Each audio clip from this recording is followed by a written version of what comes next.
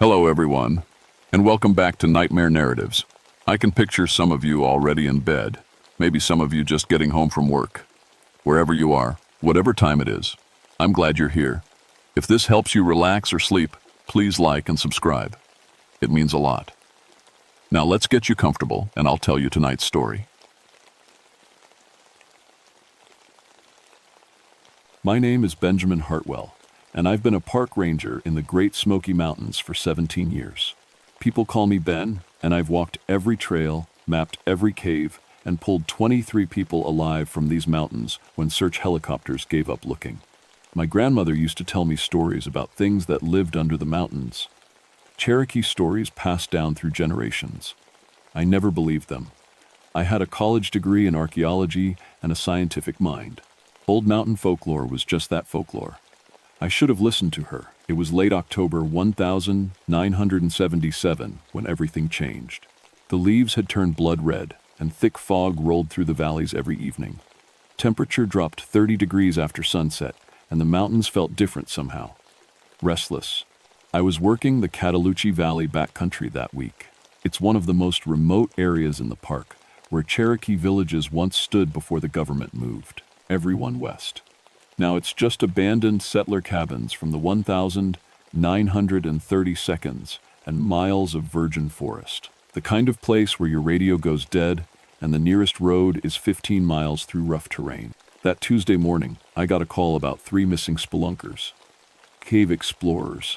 Their names were Mike, Sarah, and Tom, all experienced, all with proper permits for the limestone cave system near the old Cherokee burial grounds. They'd been due back Monday evening. Their families were worried. I knew those caves better than anyone. I'd mapped most of them myself over the years. The main system was stable, well documented, nothing dangerous if you followed basic safety rules. These weren't weekend amateurs either. Mike had been caving for 15 years, but something about this felt wrong from the start. I drove my truck as far as the old logging road would take me, then hiked 2 miles through thick forest to their last known campsite. The morning was too quiet. No bird calls. No insects. Even the wind had stopped, which never happens in these mountains. When I found their camp, my skin crawled. Everything was there: tents, sleeping bags, cooking gear, but it was all arranged in perfect circles around the cold fire pit, like someone had carefully placed each item exactly 2 feet from the next. The spelunkers were neat, sure, but this was different. This was deliberate. I radioed dispatch. Base, this is Ranger Hartwell. Found the missing party's campsite. Something's not right here. Static. Then, copy Ben. What's your status? Gear's here, but arranged strangely. No signs of struggle. I'm checking the cave entrance. The cave mouth was 100 yards from camp, hidden behind a wall of rhododendron bushes. I'd been inside dozens of times. It was a simple system main chamber, 2 side passages, nothing complicated. The kind of cave you could explore in a few hours. But when I pushed through the bushes, I stopped cold. Fresh claw marks scored the limestone around the entrance. Deep gouges in solid rock, like something with claws the size of railroad spikes had been scratching to get out, or get in. The marks were new. I'd checked this cave 2 weeks ago, and they hadn't been there. I pulled out my thermometer. The air temperature was 45 degrees outside the cave. At the entrance, it dropped to 25. That didn't make sense. Cave temperatures stay constant year-round, usually matching the area's average annual temperature. My radio crackled. Cherokee words came through the static. I recognized some of them from my grandmother's stories. Words about stone giants sleeping under the earth. I shook my head. Equipment malfunction. These old radios picked up all kinds of interference in the mountains. I strapped on my headlamp and checked my gear. Rope, first aid kit, emergency beacon. Standard cave rescue protocol. I'd done this hundreds of times. But as I stepped into that cave entrance, every instinct I'd developed in 17 years of mountain work screamed at me to turn around. The limestone walls felt warm to the touch despite the cold air. My compass needle spun wildly before pointing directly into the cave instead of magnetic north. And somewhere deep in the darkness ahead, I could swear I heard breathing. Not human breathing, something much larger. I should have left then, should have called for backup and waited. But 3 people were missing, possibly hurt, and I was the only ranger who knew these caves well enough to find them quickly. I walked into the darkness, my headlamp beam cutting through air that seemed too thick, too heavy. Behind me, I heard the sound of stone grinding against stone. The main chamber looked wrong. I'd been in this cave 50 times, knew every formation, every passage. But the limestone formations seemed taller somehow, closer together. Stalactites hung lower than I remembered, forcing me to duck, in places where I'd always walked upright. My headlamp beam bent strangely in the chamber, curving left when I aimed it straight ahead. The sound of my footsteps echoed wrong too. Instead of the sharp crack of boots on stone, it sounded muffled, like walking through deep mud. "Hello," I called out. "Mike, Sarah, Tom, Park Service." My voice echoed back, but it wasn't my voice anymore. The echo spoke Cherokee words I didn't recognize. I found their equipment 30 feet into the main passage. Headlamps, rope, mapping gear, all neatly arranged in another perfect circle. But according to my map, they should have been much deeper in the cave system by now. This was still the entrance area. The beam of my light caught something carved into the wall. Fresh scratches in the limestone, still showing white stone underneath. Cherokee symbols. My grandmother had taught me a few, but these were older, more complex. They seemed to move in my peripheral vision. I took photos with my backup camera, though the flash seemed dimmer than usual, swallowed up by the cave's darkness. That's when I heard the breathing again. Deep, slow, rhythmic, coming from the passage that led deeper into the mountain. "Is someone there?" I called. "This is Park Service. If you're injured, I'm here to help." The breathing stopped. Then, from somewhere impossibly deep in the cave system, came a sound I'd never heard before. Like stone grinding against stone, but rhythmic, musical almost. It reminded me of my grandmother's lullabies, but played by something vast and ancient. I followed the sound deeper into the cave. The passage should have ended after 50 yards in a small chamber I'd mapped years ago. Instead, it kept going. Down, always down, into sections that weren't on any survey. The walls grew warmer as I descended, and my equipment started acting stranger. My radio picked up more Cherokee voices. Not static or interference, actual conversations in a language I barely understood. They sounded like they were coming from the stone itself. My thermometer read 60 degrees, then 70. In a cave that should have been 45 degrees throughout, the passage opened into a chamber that couldn't exist. According to my maps, I should have been outside the mountain by now, but this chamber was enormous, cathedral-sized. My headlamp beam couldn't find the ceiling or far walls, and the chamber was occupied. Stone formations filled the space, but they weren't natural stalactites and stalagmites. They were shaped like sleeping people. Giant people, 15 to 20 feet tall, carved from limestone with incredible detail. I could see faces, hands, the folds of stone clothing. They looked like they were dreaming. My grandmother's words came back to me. "The none you knew we sleep under the mountains, Benjamin. Stone giants who guard the sacred places. Don't wake them," I laughed. Stress reaction. These were just unusual rock formations. Cave geology could create amazing shapes. I was letting childhood stories affect my judgment. Then one of the stone giant's eyes opened. Not carved eyes, real eyes, deep and dark as cave pools, looking directly at me. I stumbled backward, my light wavering. When the beam steadied, the eyes were closed again, just stone. But the breathing had returned, louder now. Coming from all around me, I needed to find the missing spelunkers and get out. Fast. Deeper in the chamber, I found Tom's helmet. Then Sarah's backpack. Then Mike's rope, cut clean through with something sharp enough to slice climbing rope like thread. No bodies, no blood, just equipment scattered around the base of the stone giants like offerings. My radio crackled with Cherokee voices again, clearer now. I caught words I recognized: awake, hungry, coming up. The stone grinding sound started again, but now I could tell what it was. The giants were moving, slowly, almost imperceptibly, like mountains shifting over geological time, but moving. Stone hands flexed, massive heads turned slightly on stone necks. 20-foot-tall guardians stirring from sleep that had lasted centuries. I ran. The passage back to the entrance seemed different now. Longer, narrower, passages branched off that hadn't existed before, leading deeper into darkness. My compass spun uselessly. My map was worthless. Behind me, the grinding grew louder. Stone feet scraping against stone floors. Something enormous trying to stand up in a space that had contained it for hundreds of years. I reached what should have been the main chamber, but found myself in a different cave entirely. This one had fresh scratch marks covering every wall. Cherokee symbols carved deep into stone. Still bleeding limestone dust. My headlamp flickered and died. In the darkness, I heard my grandmother's voice singing. The same lullabies she'd sung to me as a child. The Cherokee songs that kept bad things away. But her voice was coming from the stone walls themselves. I fumbled for my backup light, hands shaking. When the beam came on, I was face to face with Sarah. She was standing 20 feet away, perfectly still, perfectly silent. Her eyes reflected my light like an animal's. She didn't blink. "Sarah," I called. "Are you hurt? Where are Mike and Tom?" She smiled. Her mouth opened too wide, showing teeth that weren't quite right, and when she spoke, it was in Cherokee. Words I understood. "They're sleeping now. Deep sleeping. Stone sleeping." Then she was gone. Not moved gone, like she'd never been there, but her footprints remained in the cave floor. Footprints pressed into solid stone, as if it had been soft mud. The cave system was alive.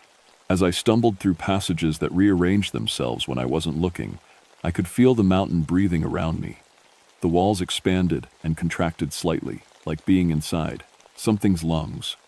The warm limestone pulsed under my palms like a massive heartbeat. My backup radio worked sporadically, picking up transmissions from the surface. Jake Whitehorse, the Cherokee Nation liaison, was coordinating with my partner Susan Crawford. They knew I was overdue, but radio contact was too broken to call for immediate help.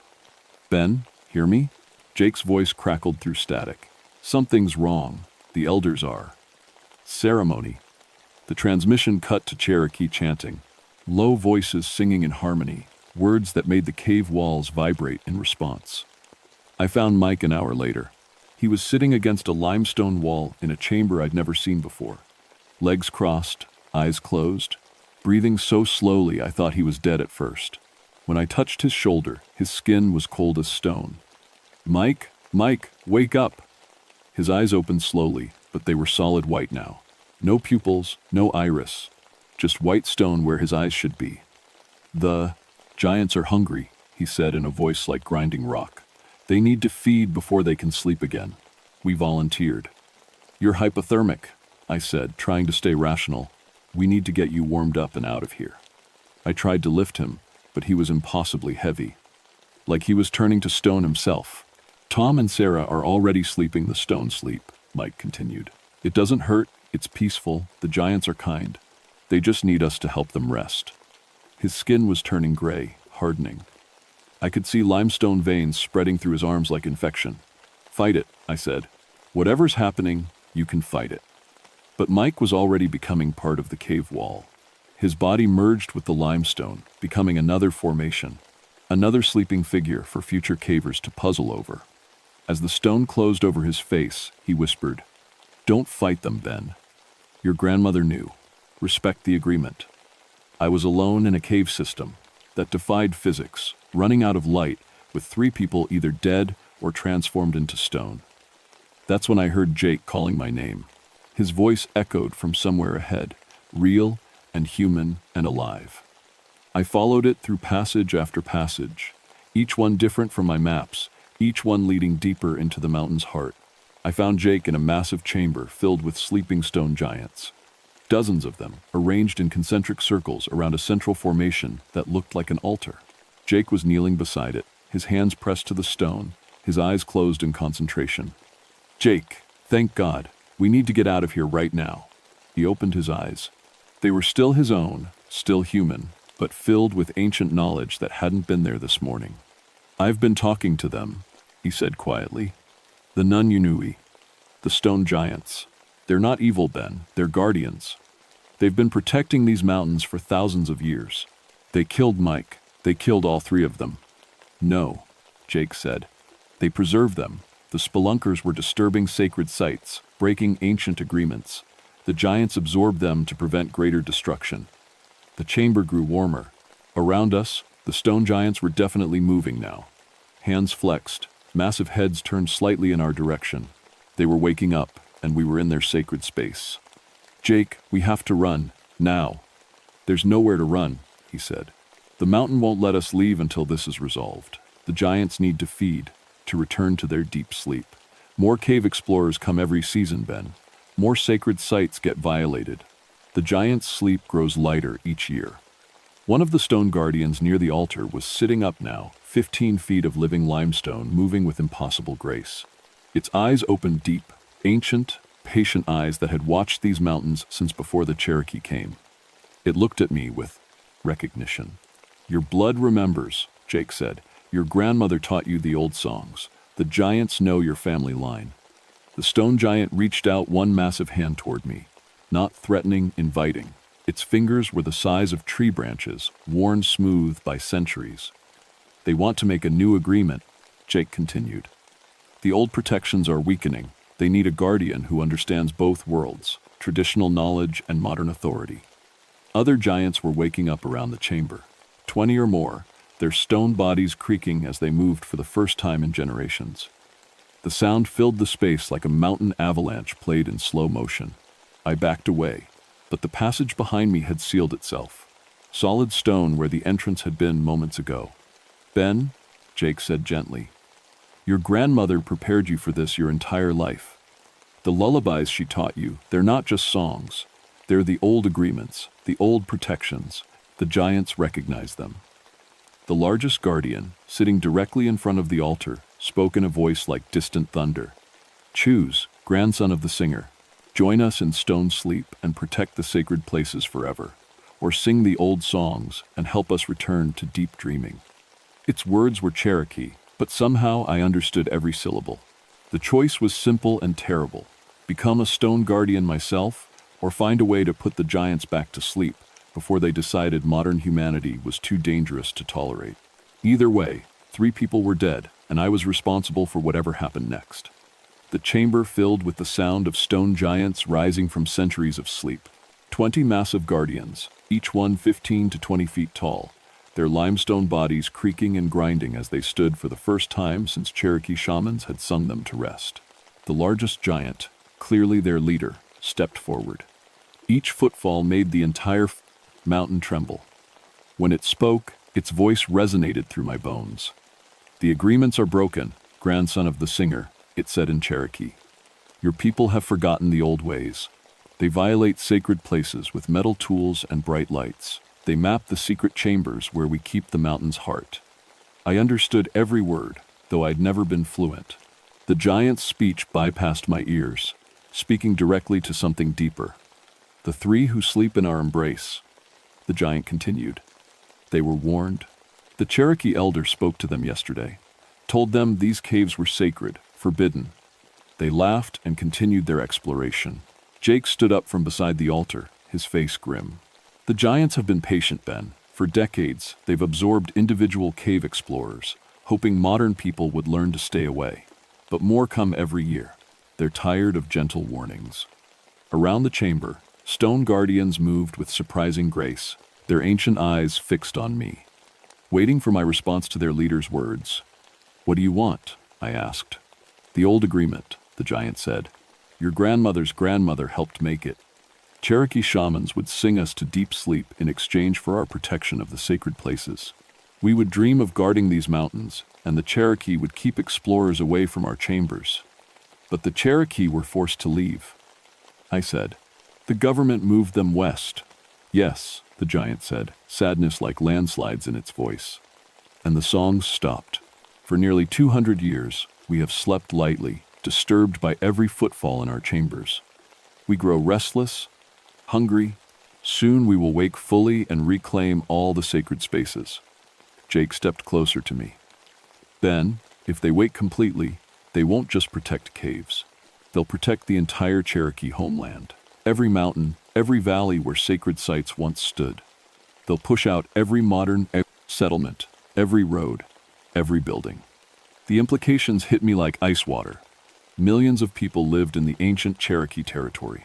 Cities, towns, farms, All of it would be reclaimed by beings with the power to reshape landscapes. But the songs, I said desperately. My grandmother taught me some of them. Yes, the giant leader said, leaning down until its massive stone face was level with mine. We smell the old melodies in your blood.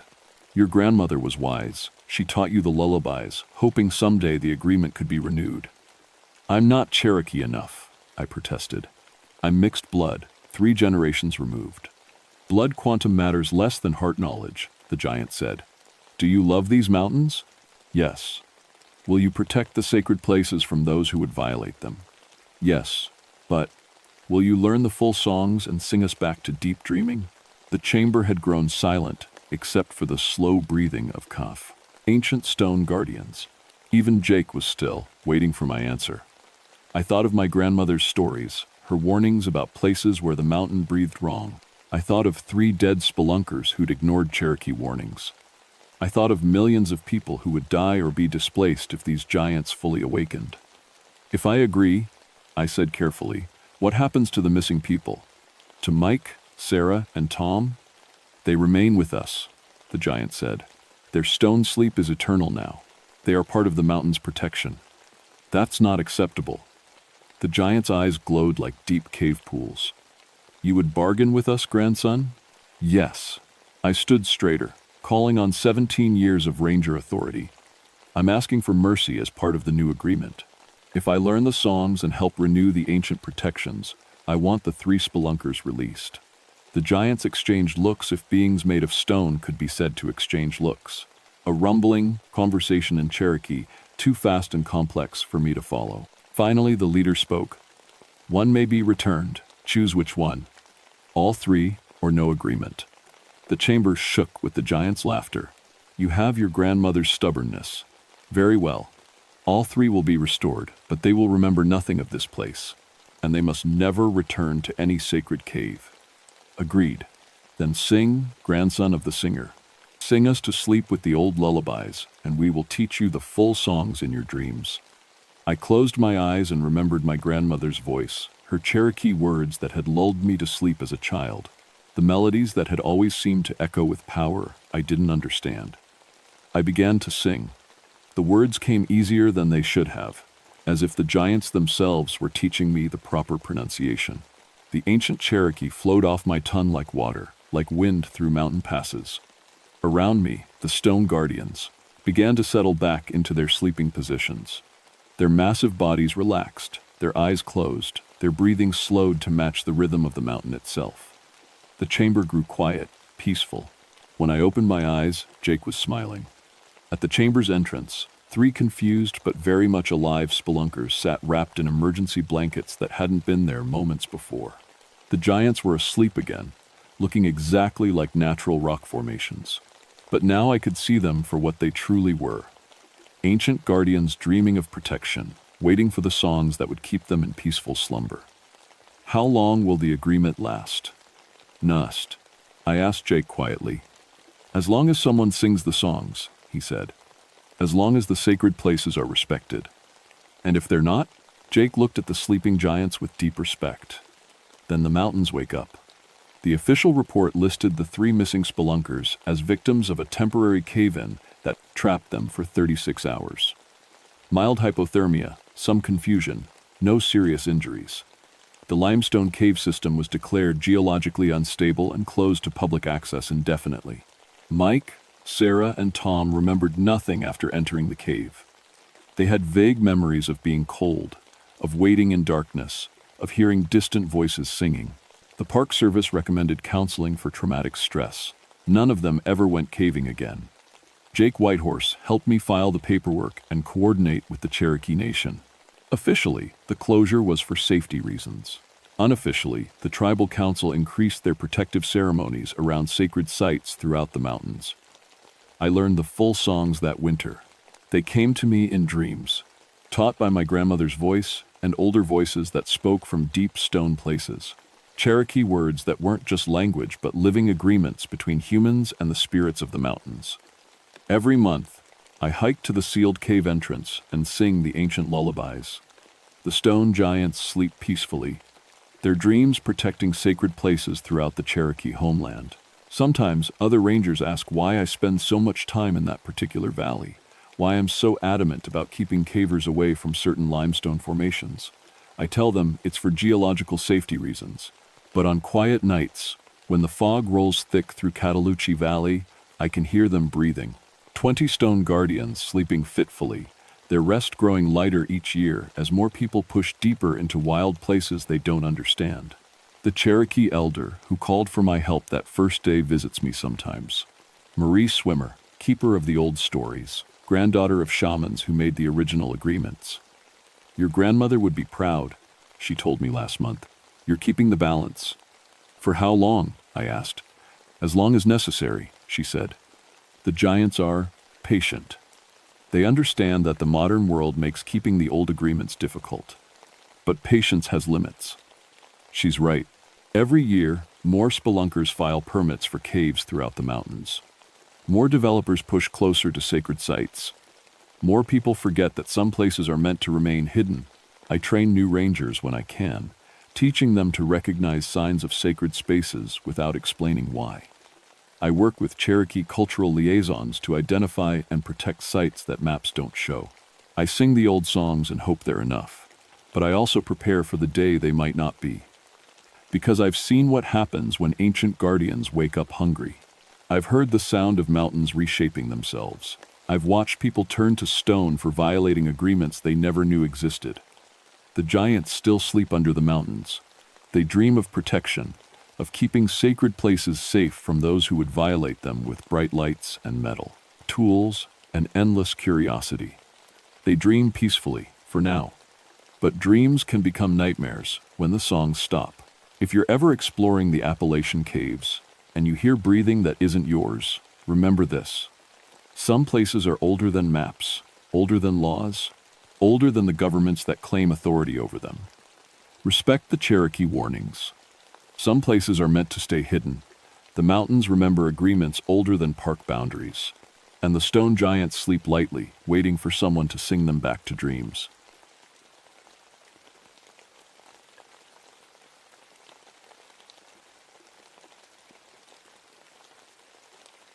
My name is Margaret Caldwell, but everyone calls me Maggie. I've been a ranger here in the Daniel Boone National Forest for 21 years now, and I've seen just about everything these Kentucky mountains can throw at you. Bear attacks, flash floods, folks getting lost for days in the thick woods. But I specialize in keeping families safe, especially the children. See, I know what it's like to lose a child in these mountains. My great-grandfather worked the coal mines back when they were running full steam. My grandfather, too. Even my daddy spent some years underground before the mines started closing down.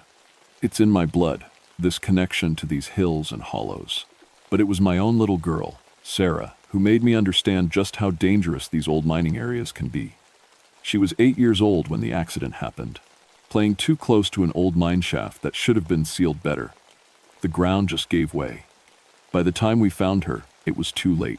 That was 15 years ago, and I became a ranger the next year. Figured if I couldn't save my own daughter, maybe I could save someone else's. People around here know me pretty well. When a family goes missing on a camping trip, I'm usually the one they call. I've found lost kids hiding in caves, scared and hungry but alive. I've talked teenagers out of exploring dangerous mine shafts. I know every inch of these mountains, every old mining road, every abandoned coal camp. That's why when folks started telling stories about Harlan's Hollow, I didn't pay much attention. Harlan's Hollow used to be a coal camp back in the 50s. 23 families lived there, working for the Harlan Mining Company. Good jobs, steady pay, little company houses all lined up, neat and tidy. Kids playing in the dirt roads, mothers hanging laundry on lines strung between the houses.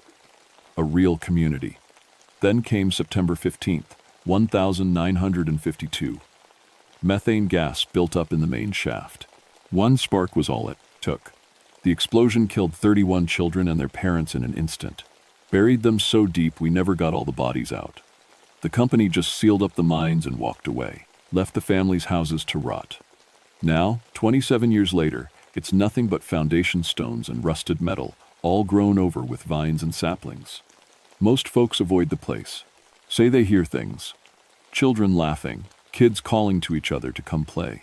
The old-timers cross themselves when they talk about it. But I'm a practical woman. Sounds carry funny in these hollows. Wind through old mine shafts can sound like voices if you're not careful. And people's minds play tricks on them, especially when they know a place has a sad history. At least, that's what I told myself until September of 1979. I was leading a family camping trip that weekend.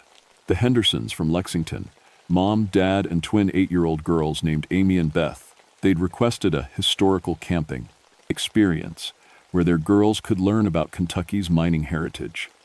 Harlan's Hollow seemed perfect.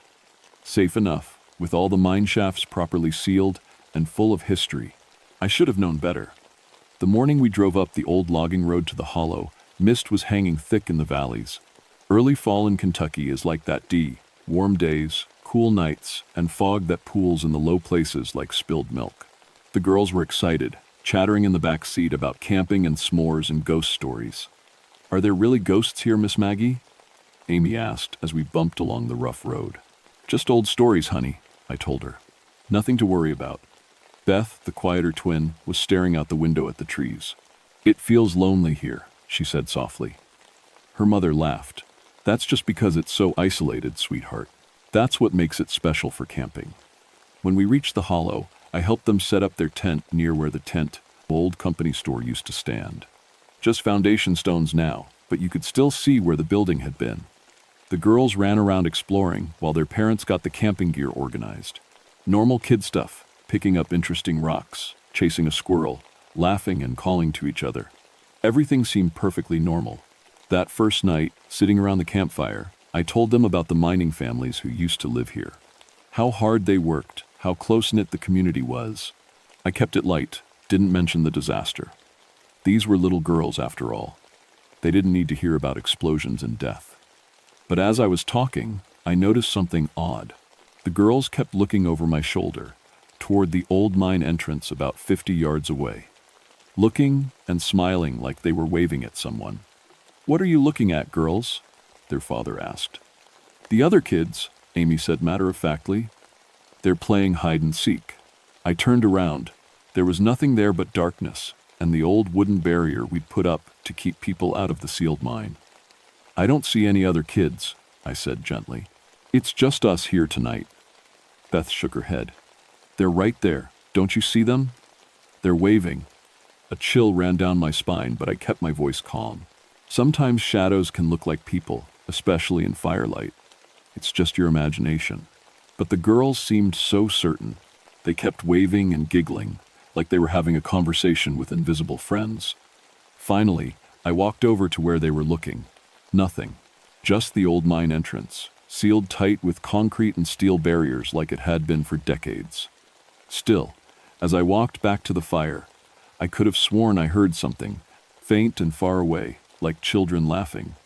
The wind, I told myself. Just the wind.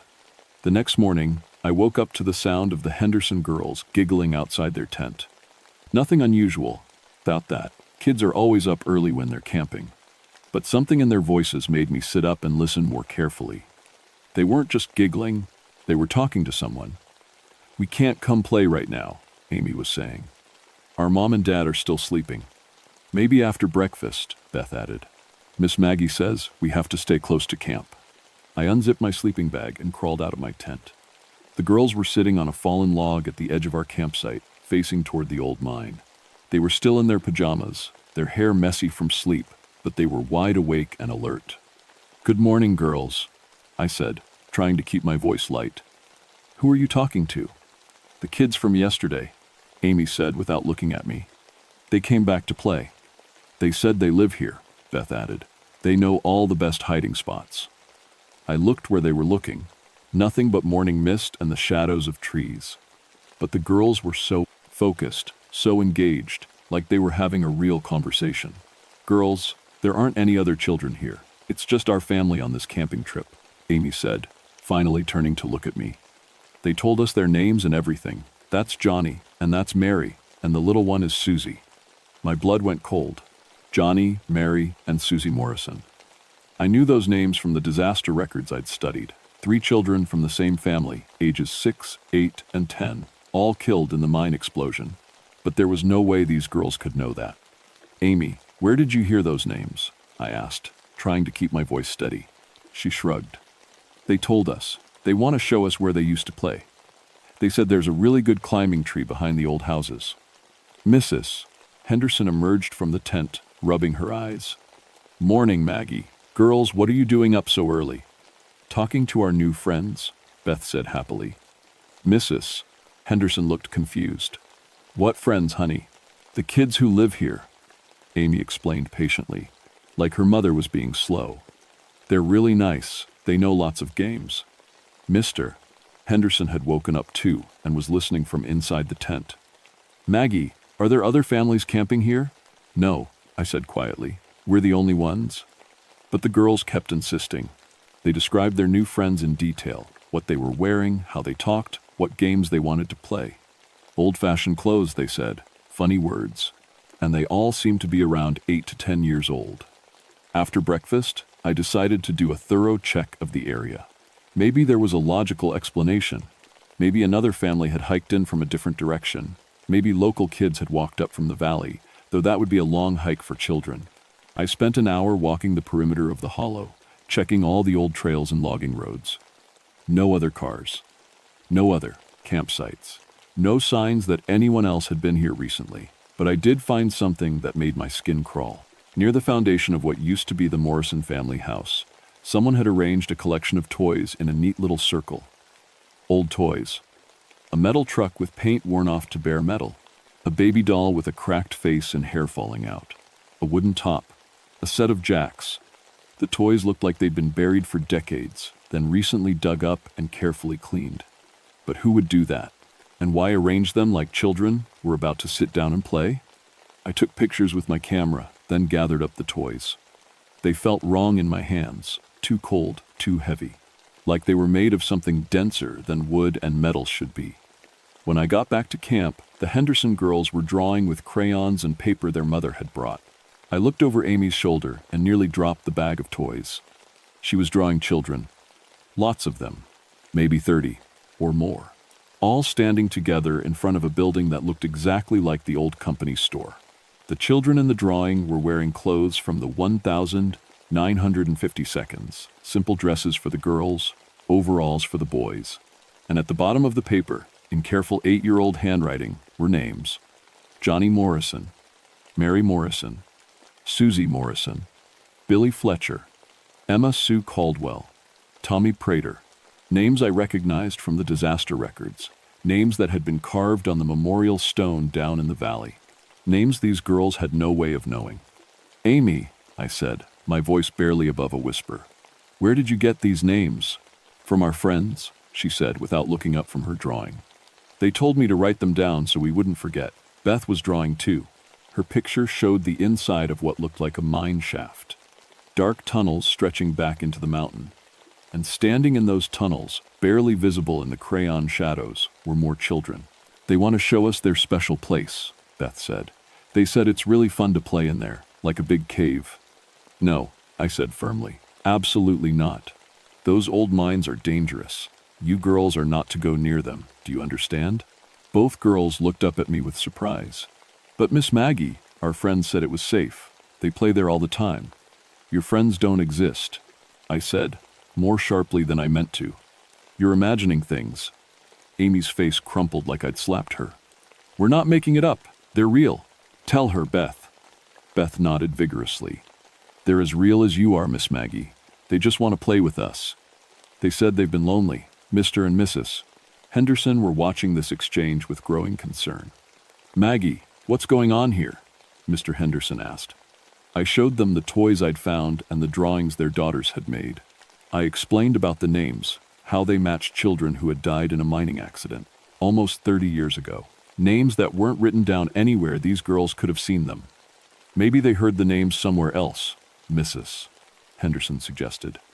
From other campers or in town? But I knew that wasn't right. These weren't famous names. They weren't in any tourist brochures or local history books. The only place these names existed was in official disaster records that most people had never seen. As the day went on, it got worse. The girls began using words I'd never heard them use before. Old-fashioned expressions that kids in the 1950 seconds might have known. They talked about games like Kick the Can and Red Rover that weren't popular anymore.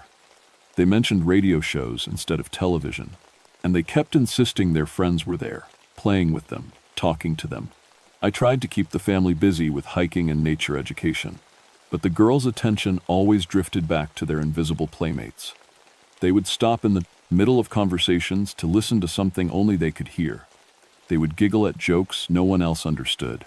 That evening, as we sat around the campfire again, I decided to test something. "Girls, ask your friends about the mine accident," I said. "Ask them what happened here." Both girls went very still and quiet. After a long moment, Amy said, "They don't want to talk about that. It makes them sad." They said something about a big noise, and then everything went dark, Beth whispered. They said they woke up and everyone was gone except each other. I felt like someone had poured ice water down my spine. That was exactly what would have happened. The explosion would have been instantaneous. The children wouldn't have understood what hit them. But how could these girls know that? As the sun set and darkness settled over the hollow, I made a decision. We were leaving first thing in the morning. Whatever was happening here, it wasn't safe for children. But when I told the Henderson family we'd be cutting the trip short, their daughters started crying. "We can't leave," Amy sobbed. "Our friends need us. They've been alone for so long. Please, Miss Maggie," Beth pleaded. "Just one more day. They said they have something special to show us tomorrow." No, I thought. Whatever those things are, they're not getting another chance with these children. I should have trusted that instinct. I should have packed us up and driven away that very night, because in the darkness beyond our campfire, I was starting to hear them too. Children laughing, children calling to each other.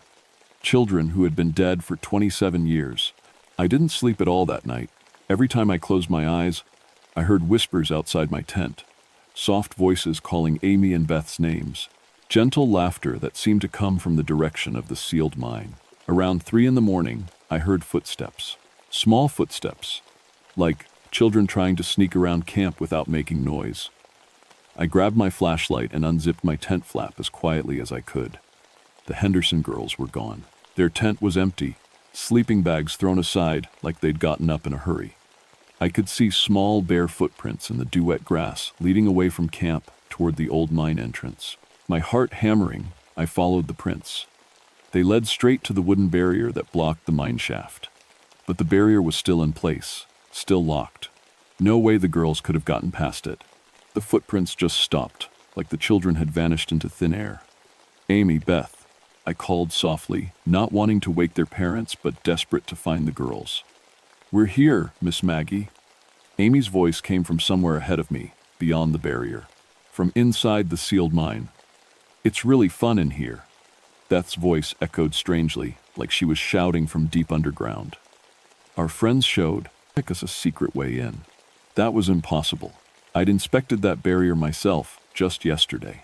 Solid wood backed by steel mesh, anchored in concrete. There was no way 2 8-year-old girls could have moved it. But somehow they were inside. I ran back to camp and shook Mr. and Mrs. Henderson awake. "The girls are gone.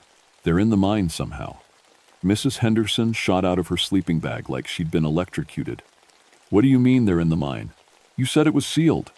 "It is sealed," I said, already grabbing my emergency radio. "But I can hear them inside. We need help. Now." But when I tried to call for backup, all I got was static. The radio worked fine yesterday, but now it was completely dead. The Henderson cell phones had no signal either, nothing unusual for this remote area, but frustrating when we needed help. "There has to be another way in," Mr. Henderson said, pulling on his boots. "Maybe they found an old ventilation shaft or something." I knew every inch of this area, and there wasn't another entrance. But I grabbed my emergency gear anyway, rope, flashlights, first aid kit, and led the panicked parents back to the mine. "Amy, Beth, can you hear me?" Mrs. Henderson called. "Hi, Mom," came Amy's cheerful voice, definitely from inside the mine. "We're playing the best game ever. There are so many kids here." 31 of them, Beth added excitedly. "Just like in Amy's drawing." 31. Exactly the number of children who died in the explosion. I examined the barrier more carefully with my flashlight. Still solid, still locked. But now I noticed something that made my blood freeze. The wood around the edges was wet, soaked through like it had been raining. But it hadn't rained, and the wetness wasn't water. It was the color of coal dust mixed with something dark. "We need to get these boards off," Mr. Henderson said, pulling at the barrier. "My daughters are in there." "Wait," I said. "Something's not right about this." But he wasn't listening. He was grabbing tools from my pack, trying to pry off the wooden boards. The first board came loose easier than it should have, like the nails were rotted through. Behind it was darkness, so complete it seemed solid. And from that darkness came the sound of children singing. Not just Amy and Beth, but many voices, singing an old song I half remembered from when I was little. "Ring around the rosy, pocket full of posies." "That's them," Mrs. Henderson cried. "That's my babies." She pushed past me toward the opening, but I grabbed her arm. "No, don't go in there." "Let go of me. Those are my children." "Listen to me," I said urgently. "Those children in there, they're not alone with Amy and Beth. Ashes, ashes, we all fall down." The singing stopped abruptly, followed by the sound of children laughing and clapping. But the laughter went on too long, got too loud, echoed in ways that didn't make sense. "Mommy?" Amy's voice called from the darkness. But it sounded different now, older somehow. "Will you come play with us? Our friends want to meet you." "We're having so much fun," Beth's voice added. "We don't want to come out, ever." Mrs. Henderson tried to push toward the opening again, but now I could hear something else in the darkness. Footsteps. Lots of them, like a crowd of children walking through the tunnels, coming closer. "Please come in, Mommy." Amy's voice again, but it was wrong now, too formal, too polite. "All the children want to meet you. We've been waiting such a long time for new friends." "Mr. Henderson had gone very still beside me. "That doesn't sound like Amy," he whispered. No, it didn't. It sounded like Amy was repeating words someone else had taught her to say. "Amy, Beth, you need to come out right now." I called into the darkness. "Your parents are worried about you." Silence for a long moment. Then, "We can't come out, Miss Maggie. Our friends said if we leave, we'll forget about them. And they'll be alone again. We don't want them to be alone. They're just children," another voice added. Beth's voice, but with an accent I didn't recognize. Old-fashioned mountain dialect that hadn't been spoken around here for decades. "They don't understand about the lonely dark." That wasn't Beth talking.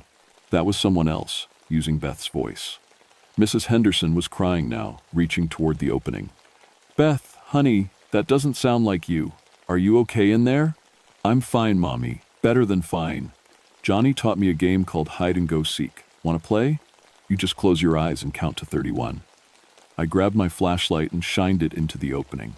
The beam seemed to get swallowed by the darkness after just a few feet, like the tunnel was filled with something thicker than air. But in that brief moment of illumination, I saw them.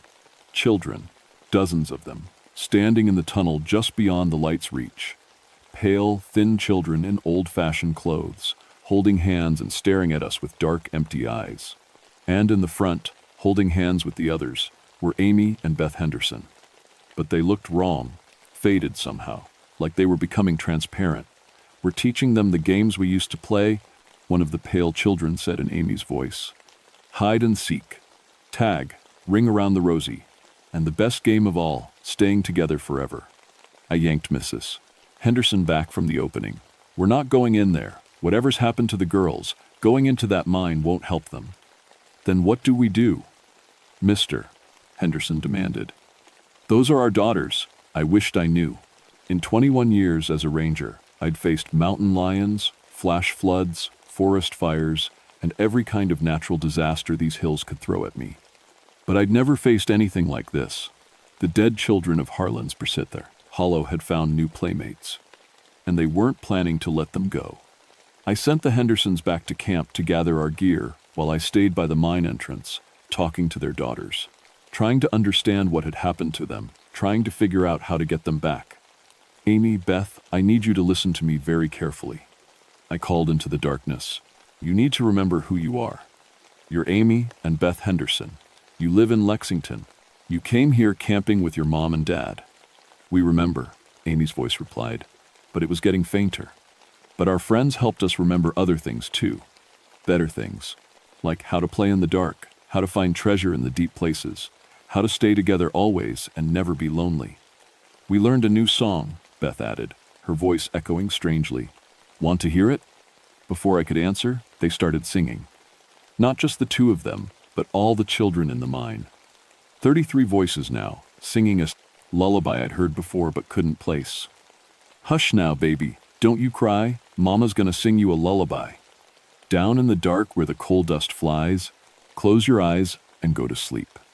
It was a song my grandmother used to sing to me, a song that mining families sang to their children back when the mines were running, a song that should have died with the families who knew it, but somehow these dead children remembered it, and somehow they were teaching it to Amy and Beth. That's enough, I said firmly. Girls, you need to come out now. We're leaving. The singing stopped. For a moment, there was complete silence from inside the mine. Then a different voice spoke. Not Amy or Beth, but a child's voice with an old mountain accent. They can't leave now, ma'am. They're part of our family. We've been waiting so long for new sisters to play with. Who are you? I demanded. I'm Johnny Morrison, ma'am. This here's my sister Mary, and my little sister, Susie. We've been taking care of the other children since the big sleep came, but it's been awful lonesome with just us. Johnny Morrison, the oldest of the Morrison children who died in the explosion. He would have been 10 years old when he died, old enough to feel responsible for the other children. Johnny, I said gently, you and the other children have been dead for 27 years. The explosion that happened here in 1952, 2 died in it. Silence again. Then, no ma'am, we just been sleeping in the deep dark. But we're awake now, and we got new friends to take care of. Amy and Beth are staying with us. They have their own family, Johnny. Their parents love them and want them back.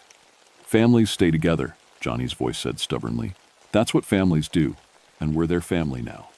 I heard the Hendersons coming back, their voices tight with panic as they called their daughters' names. But when they reached the mine entrance, Mrs. Henderson gasped. Oh my God, Maggie, look. I turned and saw what she was seeing. More children were emerging from the woods around us. Pale, translucent children in old-fashioned clothes, walking toward the mine entrance. They moved silently, like they were floating just above the ground. But these weren't the children from inside the mine.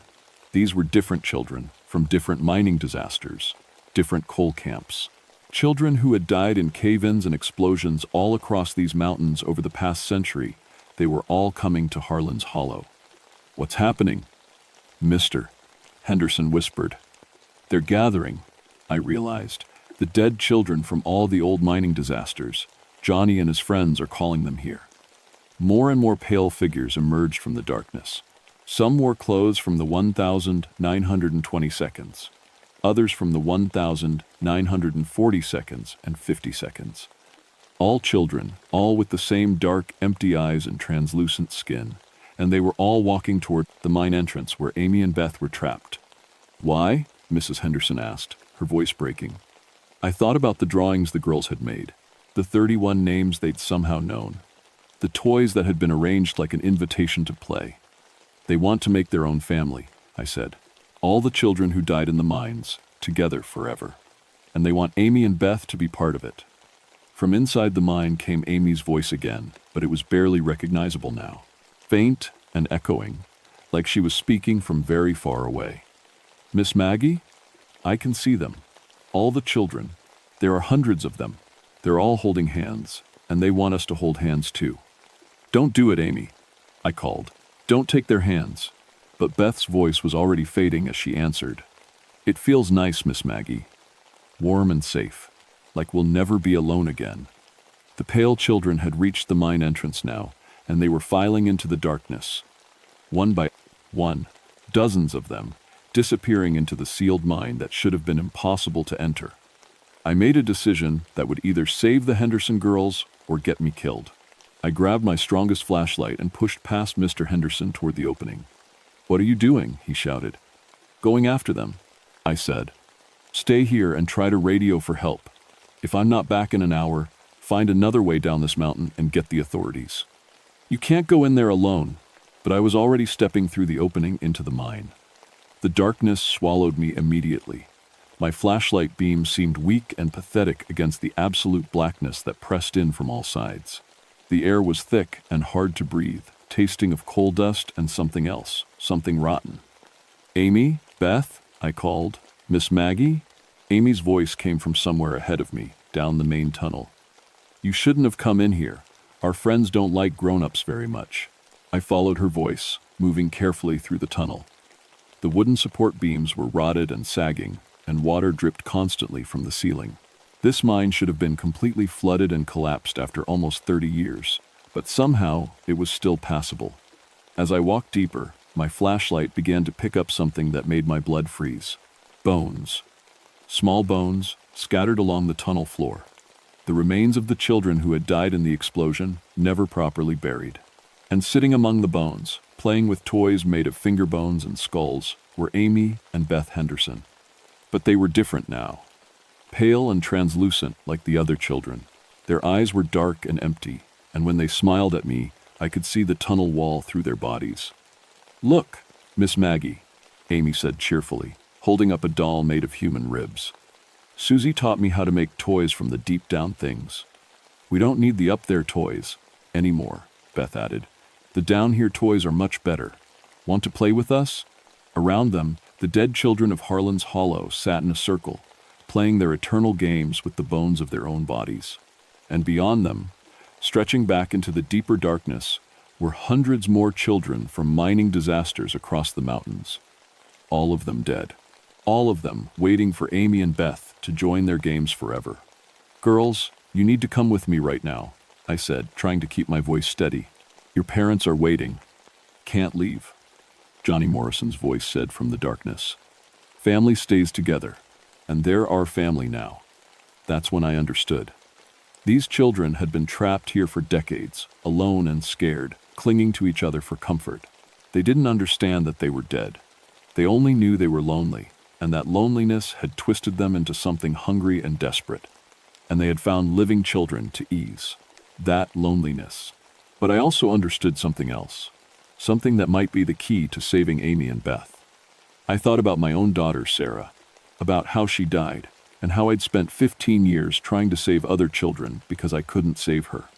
"Johnny," I said into the darkness, "I want to tell you about my little girl." Her name was Sarah, I said. Sitting down among the bones and pale children like this was the most normal thing in the world. She was 8 years old, just like some of you. And she died in these mountains too, in an accident like yours. The dead children went very still, listening. "I know what it feels like to be alone," I continued. "I know what it feels like when someone you love is gone and you can't follow them. I've been lonely for 15 years, missing my daughter every single day." Amy and Beth were looking at me now, and I could see something changing in their dark eyes. A flicker of recognition. "But you know, what I learned," I said. "Being lonely doesn't give us the right to trap other children. Even when we miss someone so much, it feels like dying. We can't force new people to stay with us forever." "But they want to stay," Johnny's voice protested. "They said so." "No," I said gently. "They said that because you made them forget who they really are. Look at them, Johnny. Really look. They're fading away.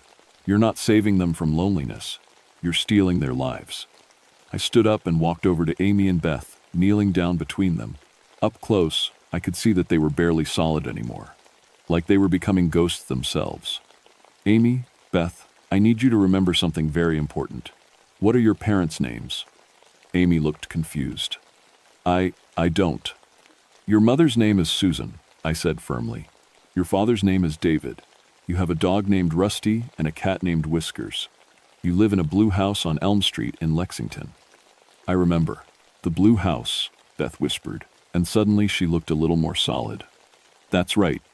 And your parents are outside right now, crying because they miss you. They love you more than anything in the world."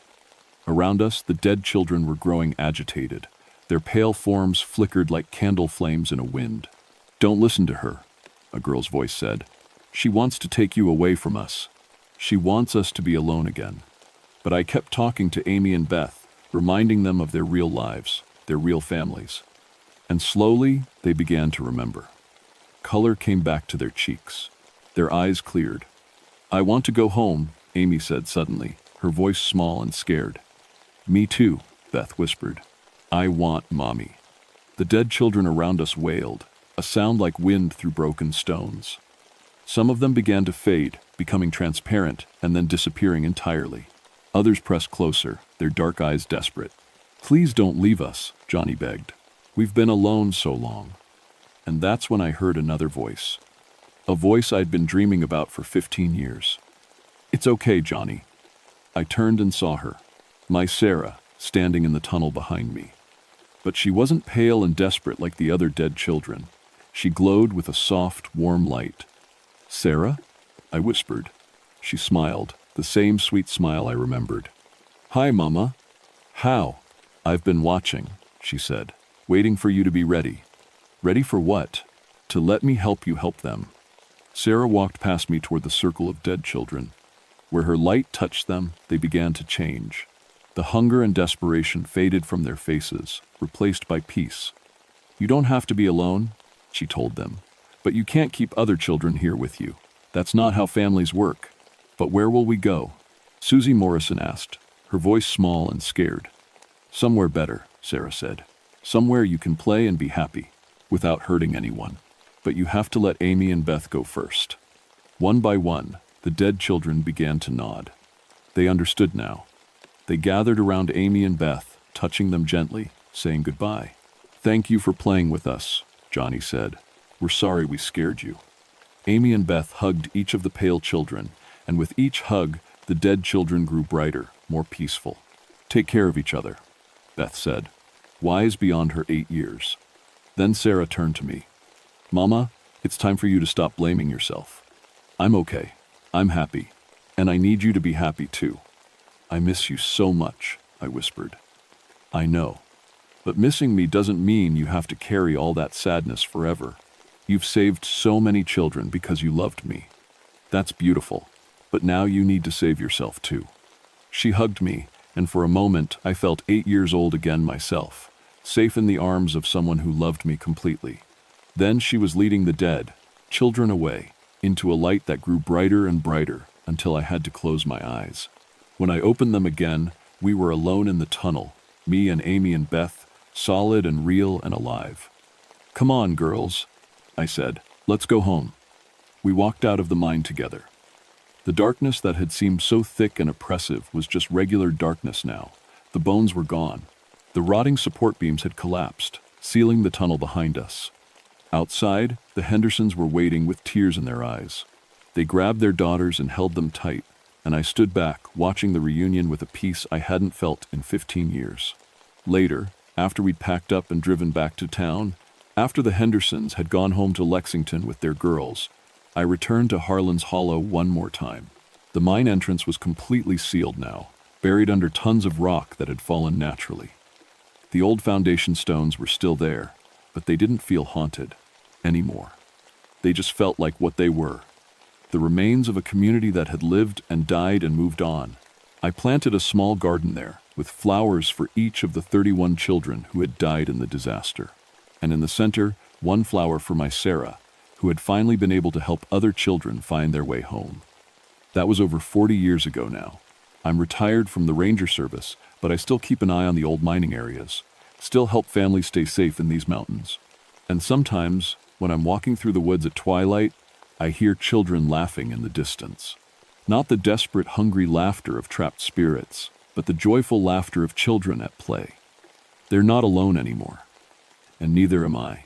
But if you're ever camping in these mountains, and your children start talking to friends you can't see, friends with old-fashioned names and sad stories, well, you might want to pack up and find a different campsite, because some places remember their tragedies too well, and sometimes the dead still miss the living enough to try to keep them forever. The mountains never forget their children, all of them, even the ones who never got to grow up.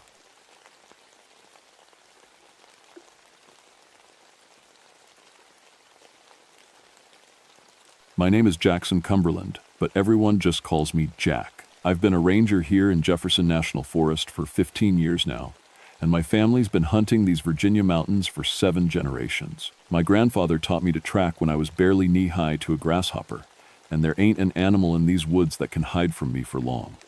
The Devil's Backbone Ridge is my territory. 30 miles of wilderness where no roads go.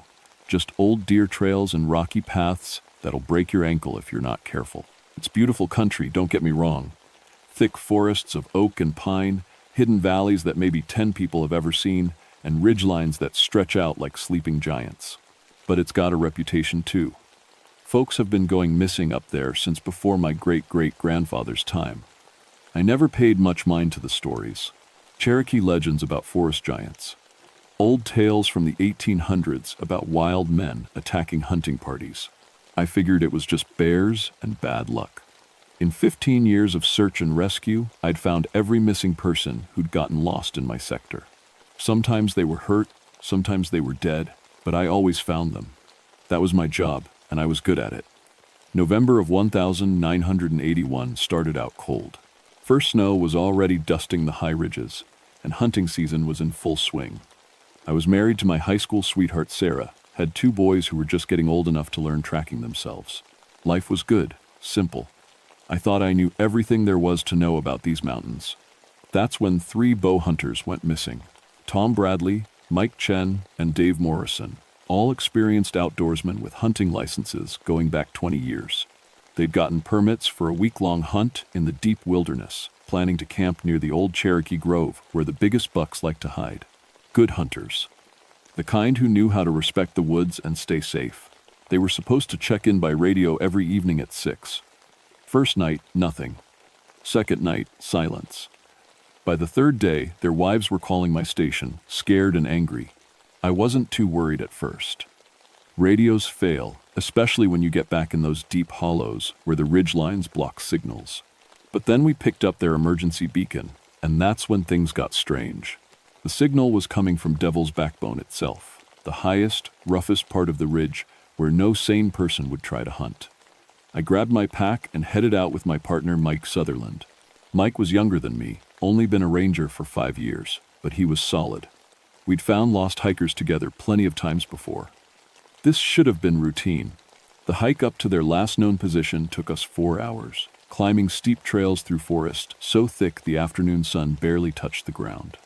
The higher we got, the quieter it became. That should have been my first, a warning sign, but I was focused on covering ground and finding those hunters. We found their base camp in a clearing about 2 miles from Devil's Backbone proper. What we found there made my blood run cold. The campsite looked like a tornado had hit it. Not wind damage, something with incredible strength had torn through that camp. Their heavy canvas tent was shredded into ribbons. Camp chairs were twisted into shapes that didn't make sense. A thick pine tree, maybe 8 inches across, was snapped clean in half about 6 feet off the ground. What the hell could do this? Mike whispered, picking up pieces of a camp stove that looked like it had been stomped flat. I was staring at something even stranger. In the soft dirt around their fire ring, I could see tracks. Not bear tracks, not human tracks, something in between. They were huge, maybe 18 inches long, shaped like human feet but way too big. The depth of the impressions told me whatever made them had to weigh at least 600 or 700 pounds. "Jack," Mike called from the edge of the clearing. His voice was tight. "You need to see this."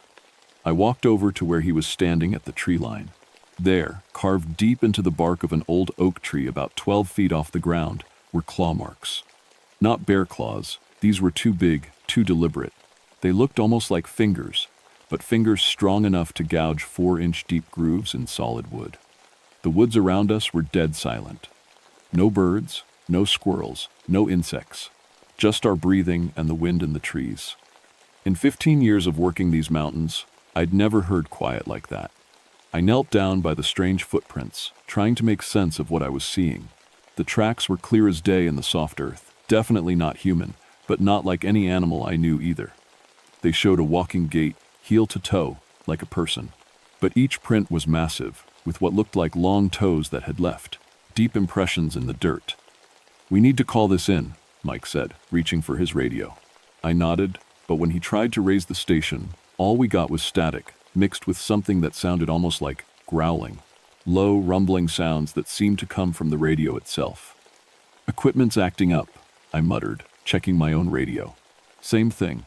Static and those weird low-frequency sounds that made my teeth ache. We decided to follow the tracks. They led away from the destroyed campsite, heading uphill toward Devil's Backbone Ridge. The trail was easy to follow at first. The huge footprints were clear in the soft forest floor, spaced about 4 feet apart like something with very long legs was walking casually through the woods. After about a mile, we found Dave Morrison. He was sitting against a tree, still alive but staring off into space like he was seeing something that wasn't there. When we called his name, he looked right through us. No injuries we could see, but he kept mumbling the same words over and over. So big, it looked right at me. Mike stayed with Dave while I followed the tracks further. They led to a small clearing where I found something that made my hands shake. Someone, or something, had built a shelter. Not the kind of lean-to a human might make, but a structure built from entire tree trunks. Logs that would take 4 men to lift were stacked together like Lincoln logs, creating a dome-shaped shelter big enough for something 9 feet tall. The engineering was perfect. No ropes, no nails, just careful placement and balance.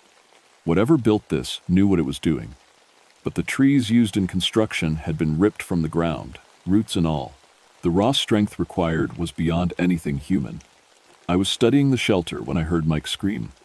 I ran back toward the clearing, my heart hammering in my chest. I found Mike kneeling next to Dave, who was now unconscious. But Mike wasn't looking at Dave. He was staring up into the trees above us. It was watching us, Mike whispered. Something big, moving through the canopy like it weighed nothing. When I looked up, it was gone, but Jack, it was huge, bigger than any bear, moving like a man. I looked up into the thick branches overhead. The trees were old growth, with trunks wide enough and branches strong enough to support something heavy. And there, about 30 feet up, I could see where massive limbs had been broken, creating a highway through the treetops. We needed to get Dave out of there and back to medical help. But carrying an unconscious man 4 miles down a mountain trail would take hours, and darkness was coming fast. The temperature was dropping, and those thick clouds moving in promised snow. As we made a stretcher from broken tent poles and a sleeping bag, I kept thinking about those tracks. Bears don't build shelters. Bears don't break trees 12 feet off the ground. And bears definitely don't move through treetops like some kind of giant monkey. We were halfway back to the main trail when we heard it. A sound that raised every hair on my body, part howl, part roar, with something almost like words mixed in. It came from somewhere behind us, echoing off the ridge walls. Whatever made that sound had vocal cords, but they were bigger and stronger than anything human. Dave woke up at the sound, his eyes wide with terror. "It's calling," he whispered. "It knows we're here." Mike and I picked up the pace, half carrying Dave between us. The forest around us felt alive now, like we were being watched from every shadow. I kept my rifle ready, though I had no idea what good it would do against something that could snap 8-inch trees like twigs. We heard movement in the woods parallel to our path. Not random animal movement. Something big was keeping pace with us, staying just out of sight. Every time we stopped to rest, the sound stopped too. When we moved, it moved. We were being escorted, or maybe herded. By the time we reached my truck at the trailhead, full darkness had fallen, and snow was starting to come down steady.